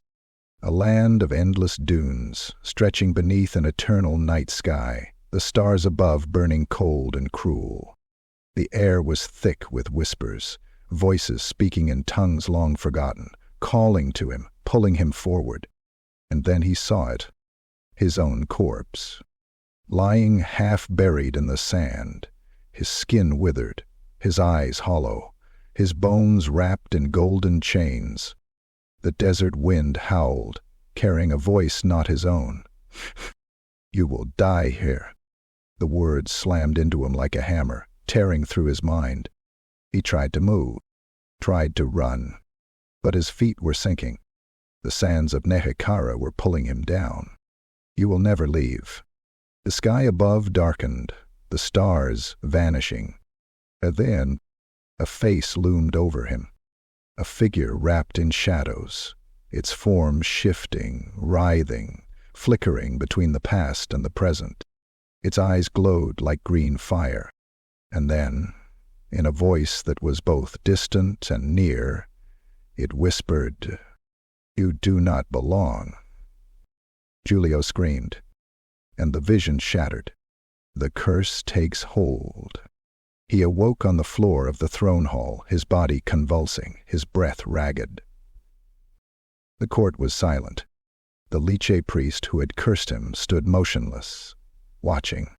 Akhmen-Ra tapped a golden ring against his throne, his gaze unreadable. "Tell me, Tilean." Giulio lifted his head, his body weak, his vision still blurred. "What did you see?" The words were heavy, weighted with meaning. Giulio swallowed hard. How could he explain it? That he had seen his own corpse, buried in the sands of Nehekhara? That he had seen something waiting for him in death? that he now knew beyond any doubt that if he did not escape soon, he would never escape at all? But he could not show weakness. Not here. Not before the dead who still wanted to claim him. So he forced a grin, though his hands still trembled. "My king," he rasped, "I fear you may need a new storyteller soon." The court laughed, but uneasily. The leech priest did not, losing control. The curse did not fade. As the days passed, it grew stronger. Giulio began to lose time. One moment he would be walking the halls of the necropolis, searching for another way out. The next he would be somewhere else entirely. A battlefield, where armies of the dead clashed against shadows of the past. A ruined city, where he could hear voices calling his name, though no one was there. And always, always, he saw the sands, saw himself buried in them, saw his bones wrapped in golden chains, the sigils of Nehekhara binding him forever. His fate was being decided for him. The sands were claiming him, piece by piece. And if he did not break the curse soon, he would never leave. The shadow watches. Late one night, as he stumbled through the halls, still reeling from the latest vision of his own death, he heard it. A voice in the dark. The river of night. You have seen it, haven't you? Giulio whirled, his dagger already in hand. No one was there. Only shadows. Only silence. And then, just as he turned away, a whisper right behind him, "Is waiting for you." Giulio spun, and the corridor was empty. But he knew. Something was watching him. Something knew what he had seen. And it was waiting for him to make a choice. Escape, or be buried forever. The game was coming to an end. Chapter 14. The Escape Plan. No man escapes the grasp of the dead, unless, of course, he is a liar clever enough to outwit them. Giulio Vernazza was running out of time. The curse of the leech priest had begun to unravel his sense of reality, dragging him into visions of his own death, showing him a future where his bones would rest beneath the sands of Nehekhara, bound in golden chains for eternity. And yet, he still had a chance. The visions had shown him something else. A way out. But to escape, he needed help, and in a kingdom of the dead, help did not come freely. The whispering crypt. He found his ally in a place where even the Leish priests feared to tread. The lower crypts of the necropolis, where the forgotten dead slumbered, those who had been denied a place in Akhmen-Ra's court. The tombs of thieves. Giulio moved cautiously, torch in hand, the air thick with the scent of dust and decay. The hieroglyphs on the walls had been defaced, names scratched away, identities erased from history. And then, from the darkness, a voice like cracking parchment. He smelled the living. Giulio froze. A figure stirred in the shadows, rising slowly from a crumbling sarcophagus, its ancient wrappings barely clinging to its withered form. Eyes burned faintly from deep sockets, but there was no hatred there, only recognition. "Other thief," the mummy rasped. Giulio exhaled, forcing a smile. A professional courtesy, then? The mummy laughed, a dry, wheezing sound. "You are a fool to seek me out, Tilean." Giulio stepped closer, his voice low. "I need to escape this place." The mummy tilted its head, considering. Then, after a long silence, "There is a way. The plan unfolds." The mummy had once been like Giulio. A robber of tombs, a thief of the dead. But he had failed, caught by the priests of Akhmen-Ra, cursed to remain in the necropolis forever, neither fully living nor truly dead. Yet in his centuries of torment he had learned the secrets of the tomb's hid. And one secret above all others mattered now. "Gate of Sorcerer," the mummy whispered. "The river of night." Giulio's blood ran cold. He had seen it in his visions. A gate hidden deep within the necropolis, a passage not meant for the living, but one that could be forced open.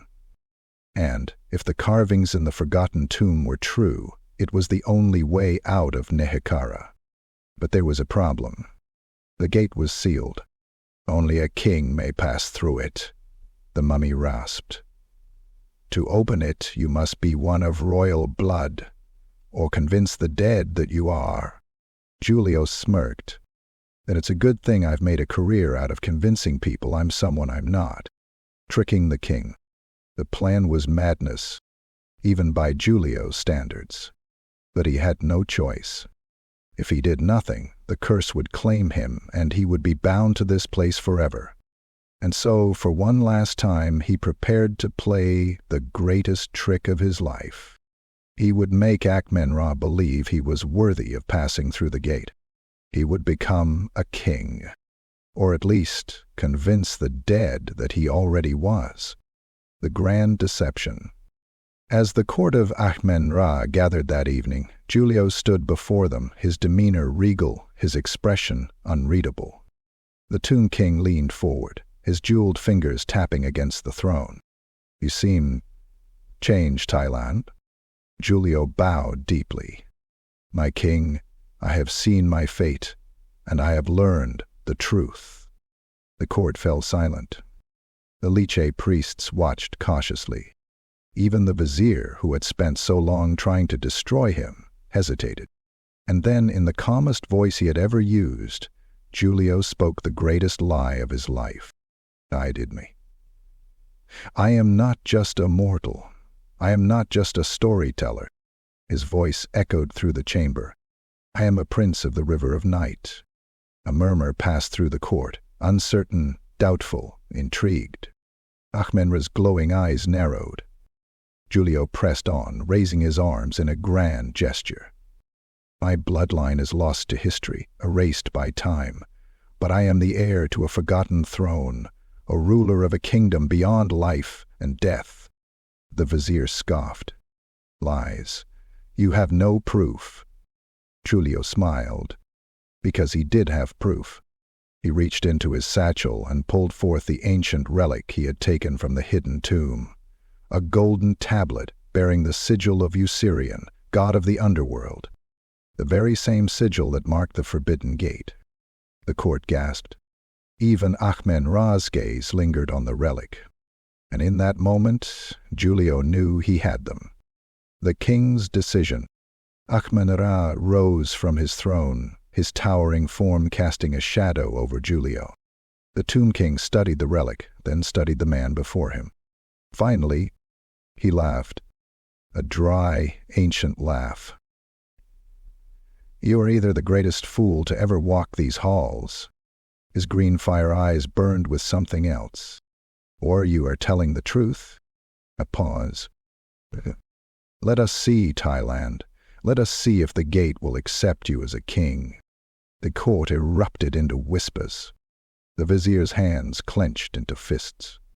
And Giulio? He bowed deeply, masking the wild hammering of his heart. Because now, the final act of his greatest deception had begun. And if he failed, he would never walk among the living again. Chapter 15. The Tale of the Undying War. A lie told to a mortal is dangerous. A lie told to the dead is suicidal. The echo of Akhmen-Ra's laughter still lingered in the air as Giulio Vernazza stood before the court of the dead, his pulse hammering like a war drum. He had just convinced the Tomb King, if only momentarily, that he was a lost prince of the underworld, worthy of standing before the gate of Usirian. But now, the final test was upon him. The Tomb King watched him, his skeletal expression unreadable, his jeweled fingers still resting on his golden throne. Then, slowly, he spoke. "If you are truly a ruler of the lost dynasties, Tilean," his green fire eyes flickered with amusement, "then tell me of the greatest war of our people. Tell me of the war between the eternal king and the usurper of death." The court fell silent. The leech priests did not move. The vizier's eyes burned with suspicion. Giulio swallowed. He knew what they were asking. The war between Setra the Imperishable and Nagash the Usurper. A conflict so legendary, so ingrained in Nehekharan history, that to lie about it in front of the dead themselves was madness. But madness was his only option.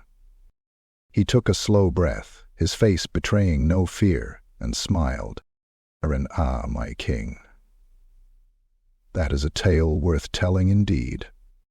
The War of the Undying. Giulio paced before the court, his voice measured, steady, commanding. "I have seen many wars. I have stood upon the burning fields of Tilean. I have sailed the Blood Coast.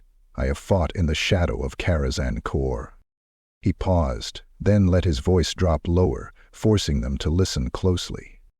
But none compare to the War of the Undying. The skeletal nobles leaned in, their empty sockets glowing faintly. Akhmen-Ra remained still. The vizier narrowed his eyes. Giulio pressed on. It was a war unlike any other, where the dead did not rest, and the skies burned with dark sorcery. I was there when Setra the Imperishable, the greatest king of Nehekhara, raised his legions to strike down the traitor, the usurper, the great necromancer himself, Nagash. The court whispered, some murmuring in disbelief, others eager for more. Akhmen-Ra's golden crown glinted in the firelight. "And what role did you play, Tilean?" Julius smirked, tilting his chin up. "I walked among the warlords of the forgotten dynasties, bearing witness to the great battle. I saw the chariots of Setra thunder across the burning sands. I heard the wailing of spirits torn from their rest. I saw the two gods of undeath clash beneath a blackened sun." His hands swept through the air, painting a battle so grand, so vivid, that even the dead could almost believe it. The sky cracked with Nagash's sorcery, his legions of darkness rising from the cursed pits of Kamri. But Setra, the eternal king, stood defiant. His war cry split the heavens, his golden chariot carving through the hordes of the dead. The court murmured in awe. Some nods of approval, rippling through the gathered nobles. But Akhmen-Ra remained still, watching, waiting. Giulio felt sweat bead at the back of his neck. This was too easy. Skepticism from a king? Akhmen-Ra tapped a single golden ring against his throne, the sound echoing through the vast chamber. Then, in a voice calm and knowing, he spoke. "Curious." Giulio forced his expression to remain composed. "What is, my king?" Akhmen-Ra's glowing eyes burned into him. "Lady, I do not recall seeing you there." The chamber froze. The Lish priests did not breathe because they never did. The vizier's smirk grew. And Giulio? His mind raced. Damn it, he's calling my bluff. The final gamble. Giulio had two choices. Deny it, stammer, and fall apart, and be exposed as a liar. Go further. He took a slow step forward, his expression unreadable. "You did not see me, my king." He let the words linger. Then, in a low voice, he added, "Because I was not meant to be seen." Akhmen-Ra's head tilted slightly. The leash priests shifted. The vizier stopped smiling. Giulio pressed on. "I was there, but not as a warrior. I was there as a shadow, a whisper among the forgotten. My presence was unseen."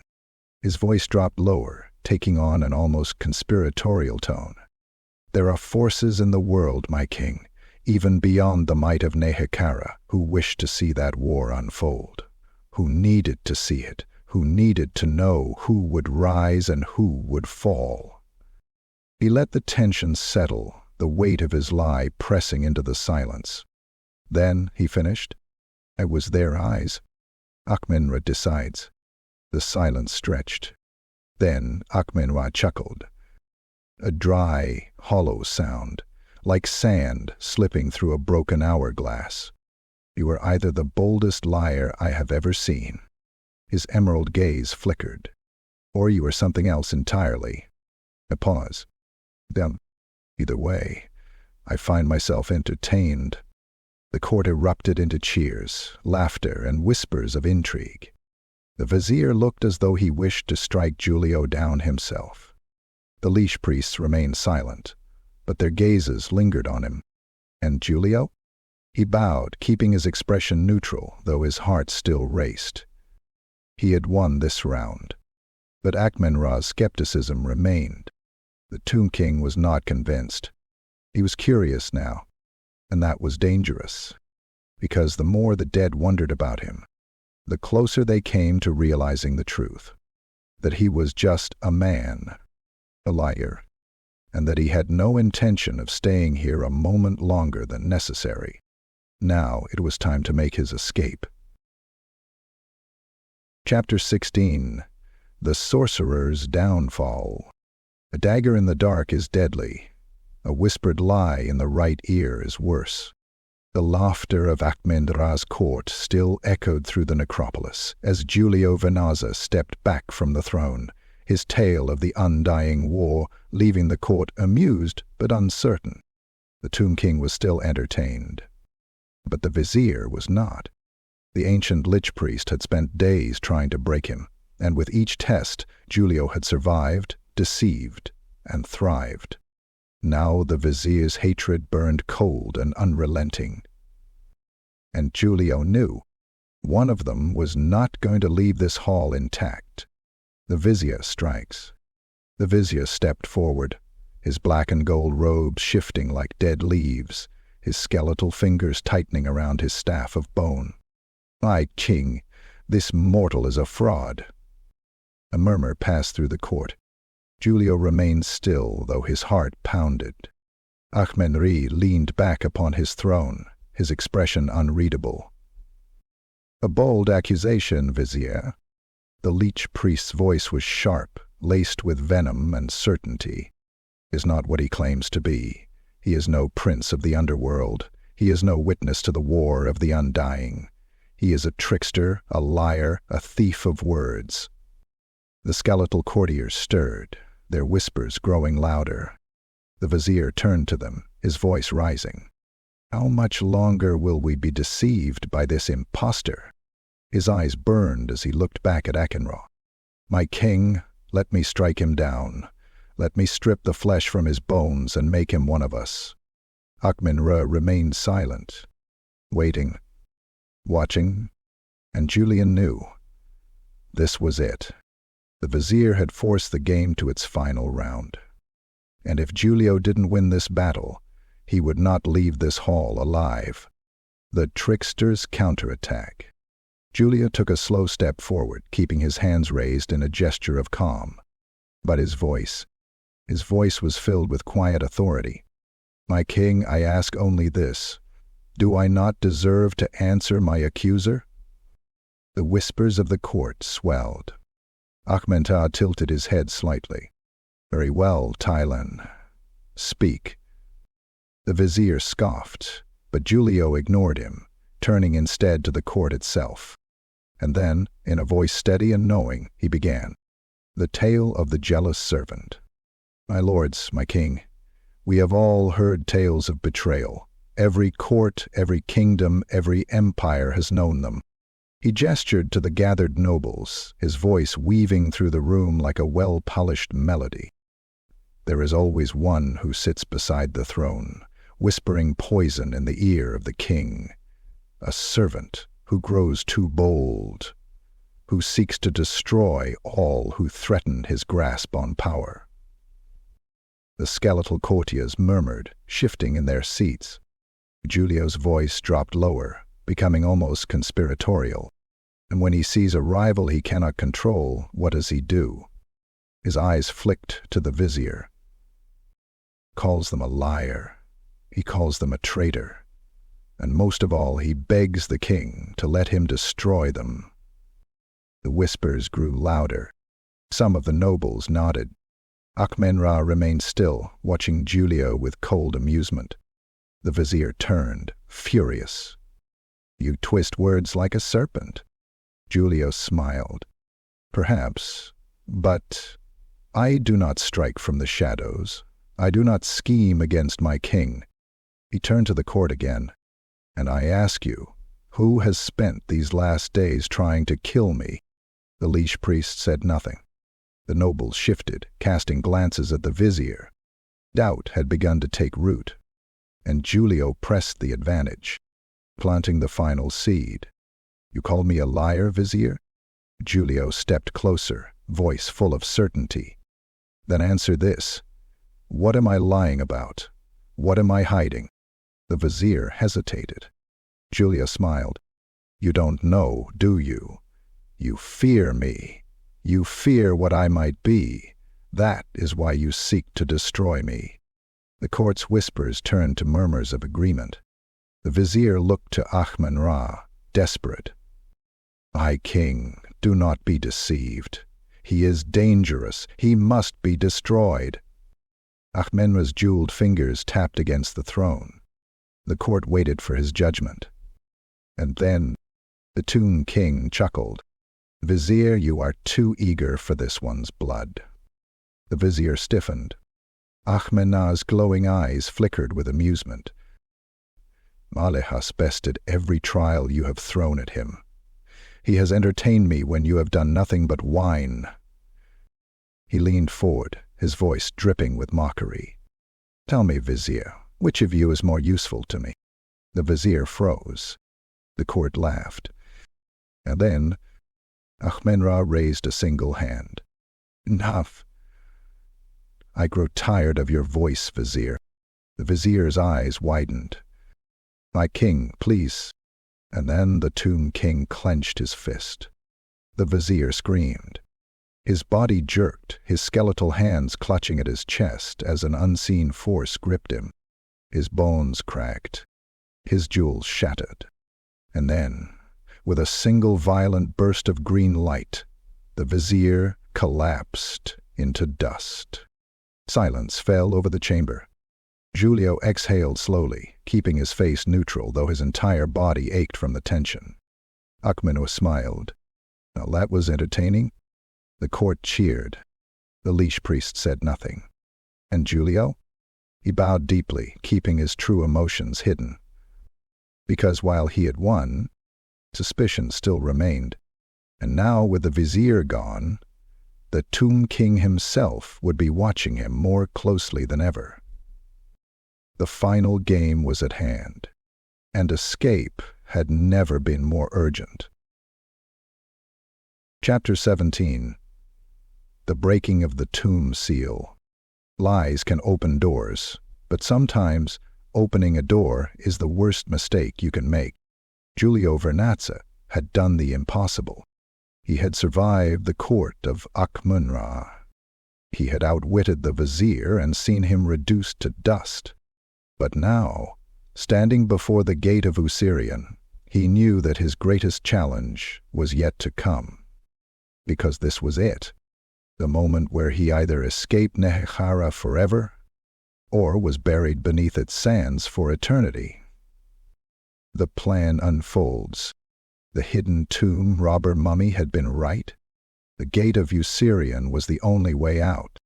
A passage into the unknown, a portal sealed by ancient sorcery, designed to be opened only by those of royal Nehekharan blood, which Giulio was not. But that was never going to stop him. Because, while he wasn't a king, he was a liar, and tonight a lie would have to be enough. The sacred seal. The door loomed before him, its surface covered in intricate hieroglyphs, carved so deeply that they seemed to pulse with hidden power. At its center was the sacred seal, a golden emblem in the shape of a scarab, its edges lined with glowing runes of preservation and death. This was the heart of the necropolis, a lock that kept the dead in their eternal slumber. To break it meant breaking the laws of the underworld itself. Giulio hesitated. Then, from the darkness behind him, the whispering voice of his ancient ally came. Before they stop you. Giulio swallowed. Then, with a deep breath, He raised the golden tablet he had stolen from the hidden tomb, pressing it against the seal. The hieroglyphs flared to life. The walls trembled. And then, the seal split, and the world shattered. The revolt of the dead. The moment the seal broke, a sound like distant thunder rolled through the necropolis. The torches in the halls of the dead flickered wildly, their flames stretching toward the ceiling as if caught in a ghostly wind. And then, the first scream rang out. Not a scream of the living, a scream of the dead. From the tombs, doors burst open. From the catacombs, sarcophagi cracked apart. From deep within the necropolis, the long-slumbering legions of Akhmen-Ra's ancestors awoke. And they were not pleased. A kingdom in chaos. Giulio staggered backward, shielding his eyes as a violent wave of necromantic energy pulsed outward from the broken seal, sweeping through the tombs like a desert storm. The court of Akhmen-Ra erupted in panic.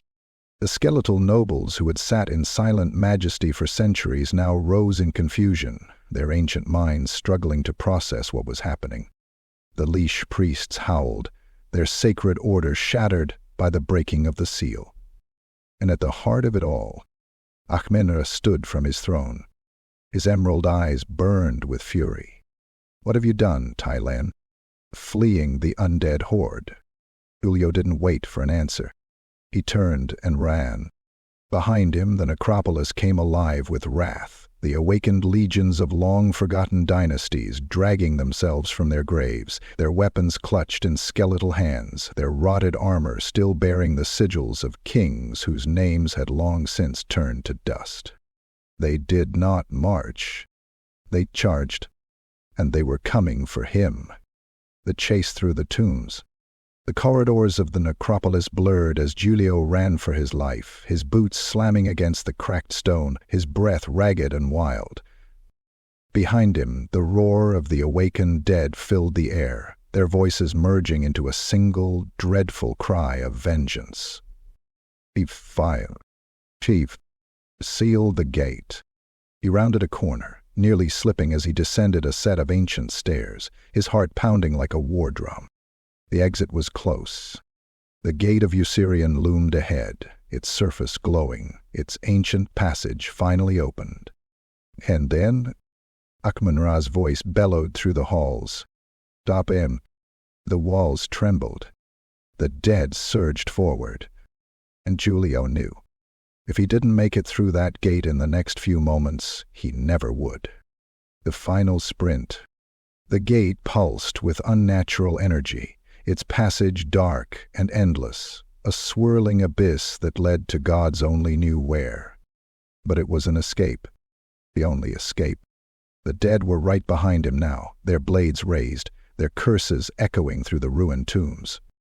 Giulio felt the wind shift, a wave of energy surging toward him as Akhmen-Ra raised his staff, preparing to unleash a final spell to bind him forever. One chance. One moment. Giulio gritted his teeth and jumped. Chapter 18. The Betrayal of the Dead. The door to salvation stood open. But behind me, death had one final demand. Giulio Vernazza could see it now, the gate of Usirian yawning wide before him, a swirling abyss of shadow and light.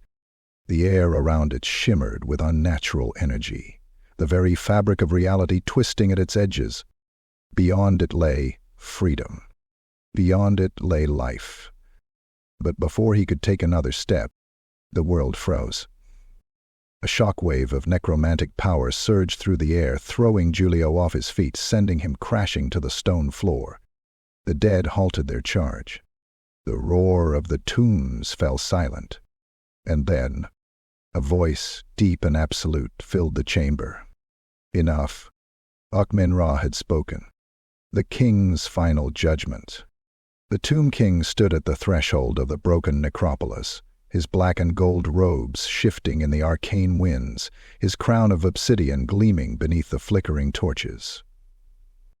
His emerald eyes burned with something beyond rage, beyond amusement. beyond even vengeance.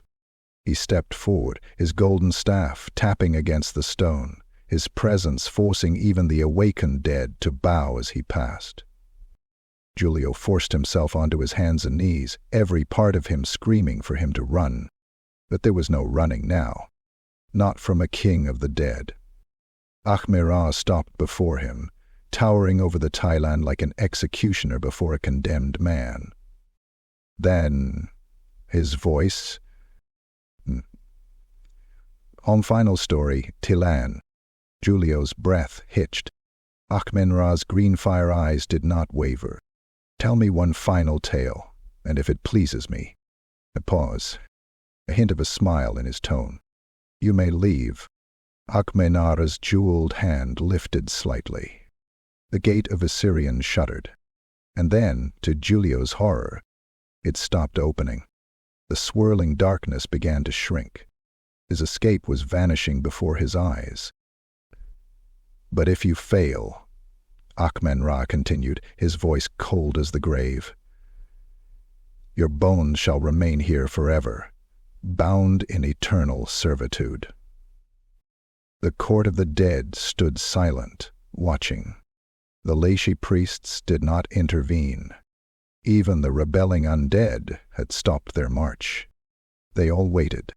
The game was not over. Not yet. And Giulio knew it. The ultimate test. The pain in his body faded beneath the sheer weight of what had just been asked of him. One final story. One last chance. Akhmen-Ra had played his hand. He did not need to kill Giulio with a blade, not when he could trap him with a choice. He could not fight his way out of this. He could not outrun the dead. His only weapon was the one he had always relied upon, his words. And if they failed him now, the sands of Nehekhara would claim him forever. The court of the dead waits. Giulio staggered to his feet, panting, wiping blood from his lip. He forced a grin, though his heart thundered in his chest. A final tale, my king, he said, tilting his head, playing at confidence he did not feel. Akhmen-Ra nodded once. Giulio exhaled slowly. He had to be perfect. No stumbles. No half-truths. This had to be the greatest lie he had ever told. He looked into the burning green eyes of the king of the dead, and he began. Chapter 19. The greatest lie ever told.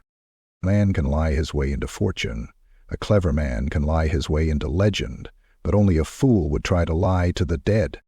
Giulio Vernazza stood on the edge of damnation, his breath shallow, his mind racing.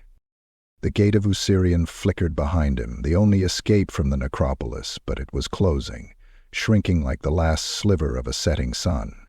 Before him, Akhmen-Ra waited, the king of the dead, his green fire eyes unreadable, his golden staff glinting like a scythe waiting to fall. The court of the dead stood in frozen silence, an audience of ghosts and skeletal lords, their judgment heavier than any sword against his throat. Final tale, Tilean. The words hung in the air like a noose. Giulio forced a grin, though his heart hammered like a war drum in his chest. One story, one final lie. And if he failed, he would never leave this place. The story begins. Giulio took a slow breath, then stepped forward, his voice steady despite the weight of the moment. My king, my lords of the court, you have heard many tales from me. He paced in a slow circle, forcing his aching limbs to move, playing to the nobles as if they were mere courtiers in a Tilean villa, rather than ancient, undead kings and warriors. I have spoken of wars fought in the shadows of great empires. I have walked among the ruins of lost cities. I have stood upon the walls of Sudenburg, felt the fire of battle in the halls of the dwarfs, and glimpsed the riches of the Emerald City. He paused, letting the silence stretch. Then, in a low, reverent voice, he said that none of those stories were truly mine to tell. The court shifted, the air in the chamber grew heavier. Akhmen-Ra did not move, but he listened.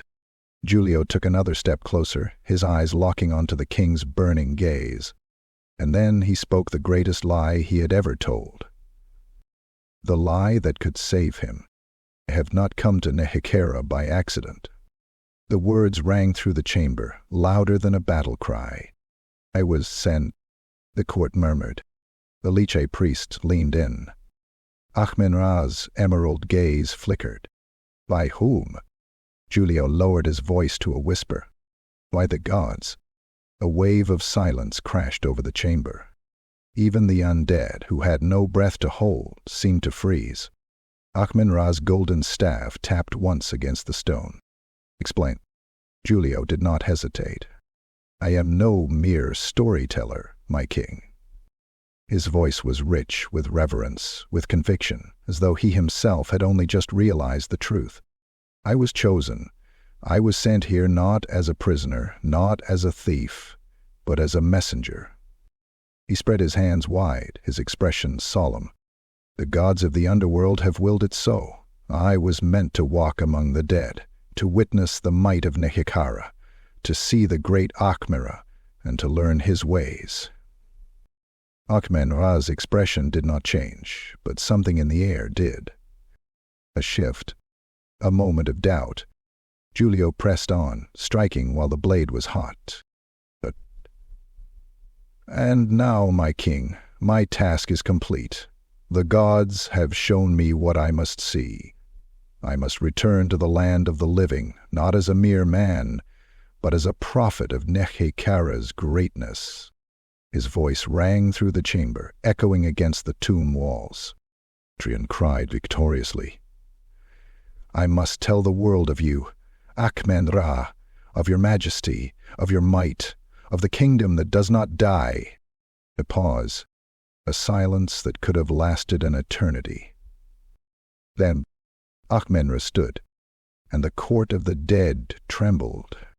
Does the king believe? Akhmen-Ra stepped down from his throne, his skeletal form wreathed in shadows, in ancient power, in the weight of millennia. Giulio did not move. The tomb king stood before him, his gaze piercing into the very fabric of Giulio's soul. And then he did something Giulio had not expected. He laughed, a deep, ancient chuckle, a sound like grinding bone and shifting sand. The leash priests stirred uneasily. The nobles murmured. Giulio stood frozen, his mask of confidence locked in place, waiting for the judgment to fall. And then Akhmen-Ra spoke. You are either the greatest liar to ever walk this earth? A long pause. Then, or the gods truly do have a sense of humor. The court erupted into whispers. The liche priests scowled, uncertain, unwilling to challenge their king. And then Akhmen-Ra turned his gaze toward the gate of Assyrian. His fingers twitched, and with a slow, deliberate motion, he raised his staff. The gate shuddered. The swirling darkness began to widen once more. Giulio did not breathe. Akhmen-Ra lowered his staff, his voice filled with something unreadable. Go, Tilean. If the gods have truly sent you, then let them guide you back. Giulio bowed, though his entire body screamed at him to run. My king, he said, your name shall not be forgotten. Akhmen-Ra smiled, the fire in his eyes burning ever brighter. And then, as Giulio turned toward the gate, just as he stepped toward freedom, the tomb king spoke once more. But remember this, Tilean. Giulio stopped. Akhmen-Ra's voice was like a curse wrapped in silk. If you have lied to me, the gods will know, and if they do not punish you, his emerald eyes locked onto Giulio's back. I will. Giulio swallowed, and then he stepped into the gate, and the world vanished. Chapter 20. The Laughing Adventurer. The greatest victories are never without cost. Some chains are broken, others follow you home. Giulio Vernazza tumbled forward, his body weightless, his mind spinning through an abyss of swirling shadows and golden light. The gate of Usiri had swallowed him whole, its passage unlike anything he had ever known. There was no sound, no wind, no breath. only motion, a sense of falling through something unseen, his very soul slipping between the worlds of the dead and the living. And then, a sudden impact. The world slammed back into focus. Giulio hit solid ground, rolling over hot desert sand, gasping, clutching at his chest, his body aching from the weight of 1,000 unseen hands that had nearly pulled him back. The air was dry, scorching, real, and when he opened his eyes, he saw the sun, the burning, golden sun of the waking world. He had escaped. A moment of victory. Giulio lay on his back, laughing hoarsely, the sound half mad, half ecstatic. He had done it. He had lied to the dead. He had tricked a tomb king himself. He had played the greatest game of words, danced on the edge of a knife, and somehow he was still breathing. The desert stretched out before him, vast and endless, the ruins of Nehekhara fading into the distance behind him. For the first time in what felt like years, he was alone. No undead courtiers. No cursed champions. No watching, burning green eyes. Just him, Giulio Vernazza, Tilean adventurer, a free man.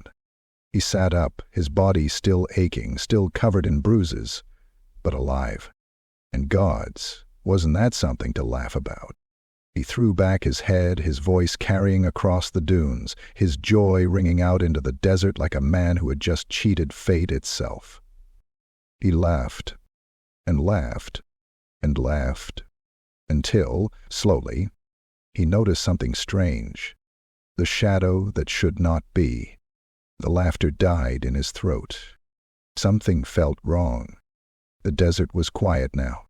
The wind had stopped. The sun burned overhead, casting a long shadow behind him. A perfectly normal shadow. Except, it was moving. Giulio froze. The shadow rippled. Not as a trick of the light, not as a mirage, but as though it were alive, as though it had been watching. Giulio's breath hitched. His hand moved to his dagger, but his shadow did not move with him.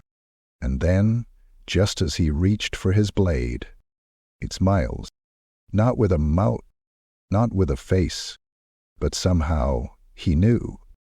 It was grinning, and in the back of his mind he heard a voice he knew all too well. "Did you really think I would let you go so easily, Tilean?" Giulio's blood ran cold. Akhmen-Ra's curse had followed him. He had not escaped at all. He had only brought something with him, something that would never let him go.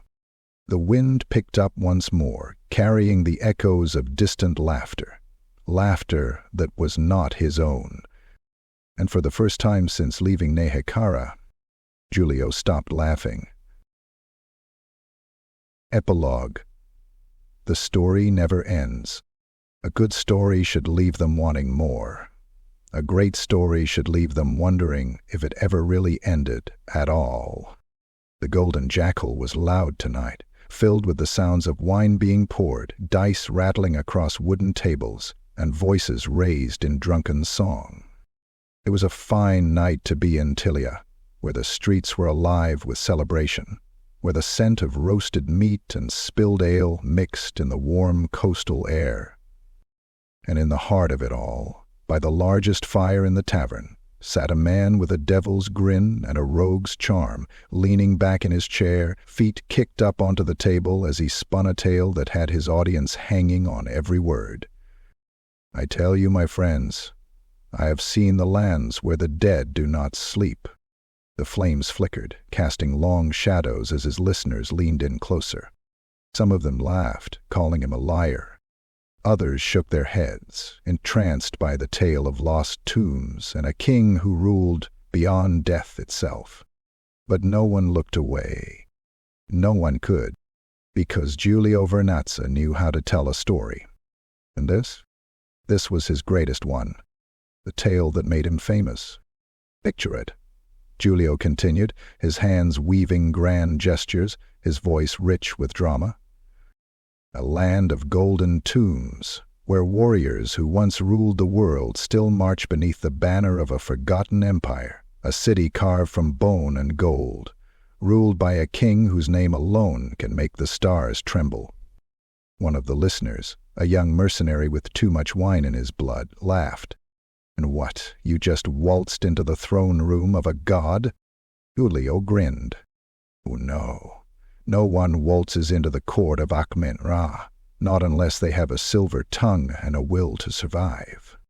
The crowd hushed at the name. The mercenary's grin faltered. "Akhmen-Ra," someone whispered. "A myth, a ghost story. Oh, I assure you, he is very real." The flames flickered. The tavern felt suddenly smaller, the room leaning in with the weight of Giulio's words. "And let me tell you, friends, the dead do not like to be lied to." The room laughed, but there was unease beneath it, because Giulio wasn't laughing with them. Not entirely. A man forever changed. He finished his wine, watching the firelight dance across his cup. He had told this story many times now, and yet each time it never truly left him. The heat of the desert, the weight of Akhmen-Ra's burning gaze, and the cold, creeping feeling of something watching him, even now. Even years later, he set his cup down, his smile never faltering. "And that, my friends, is how I outwitted the dead and walked away with my soul intact." The crowd erupted into cheers, raising their drinks, laughing, shaking their heads in disbelief. But one man, a scholar draped in foreign robes, his face half hidden in shadow, did not laugh. He only watched, and when Giulio met his gaze, something cold and distant settled in his chest. Because the scholar's eyes burned green. Just for a moment, just long enough for Giulio to wonder, had he truly escaped the dead? Or was the game of stories still being played? The tavern grew loud again, the laughter rolling through the halls, the scent of wine filling the air. Giulio forced a smirk, shaking off the feeling. He lifted his glass once more. "Oh, who wants to hear about the time I stole treasure from the vampires of Sartosa?" The crowd roared, leaning in once more. The moment was gone. The past was forgotten. But somewhere, in the flickering torchlight, in the dancing shadows along the walls, something else was listening. And it was still smiling. The end. Or perhaps the beginning of another tale.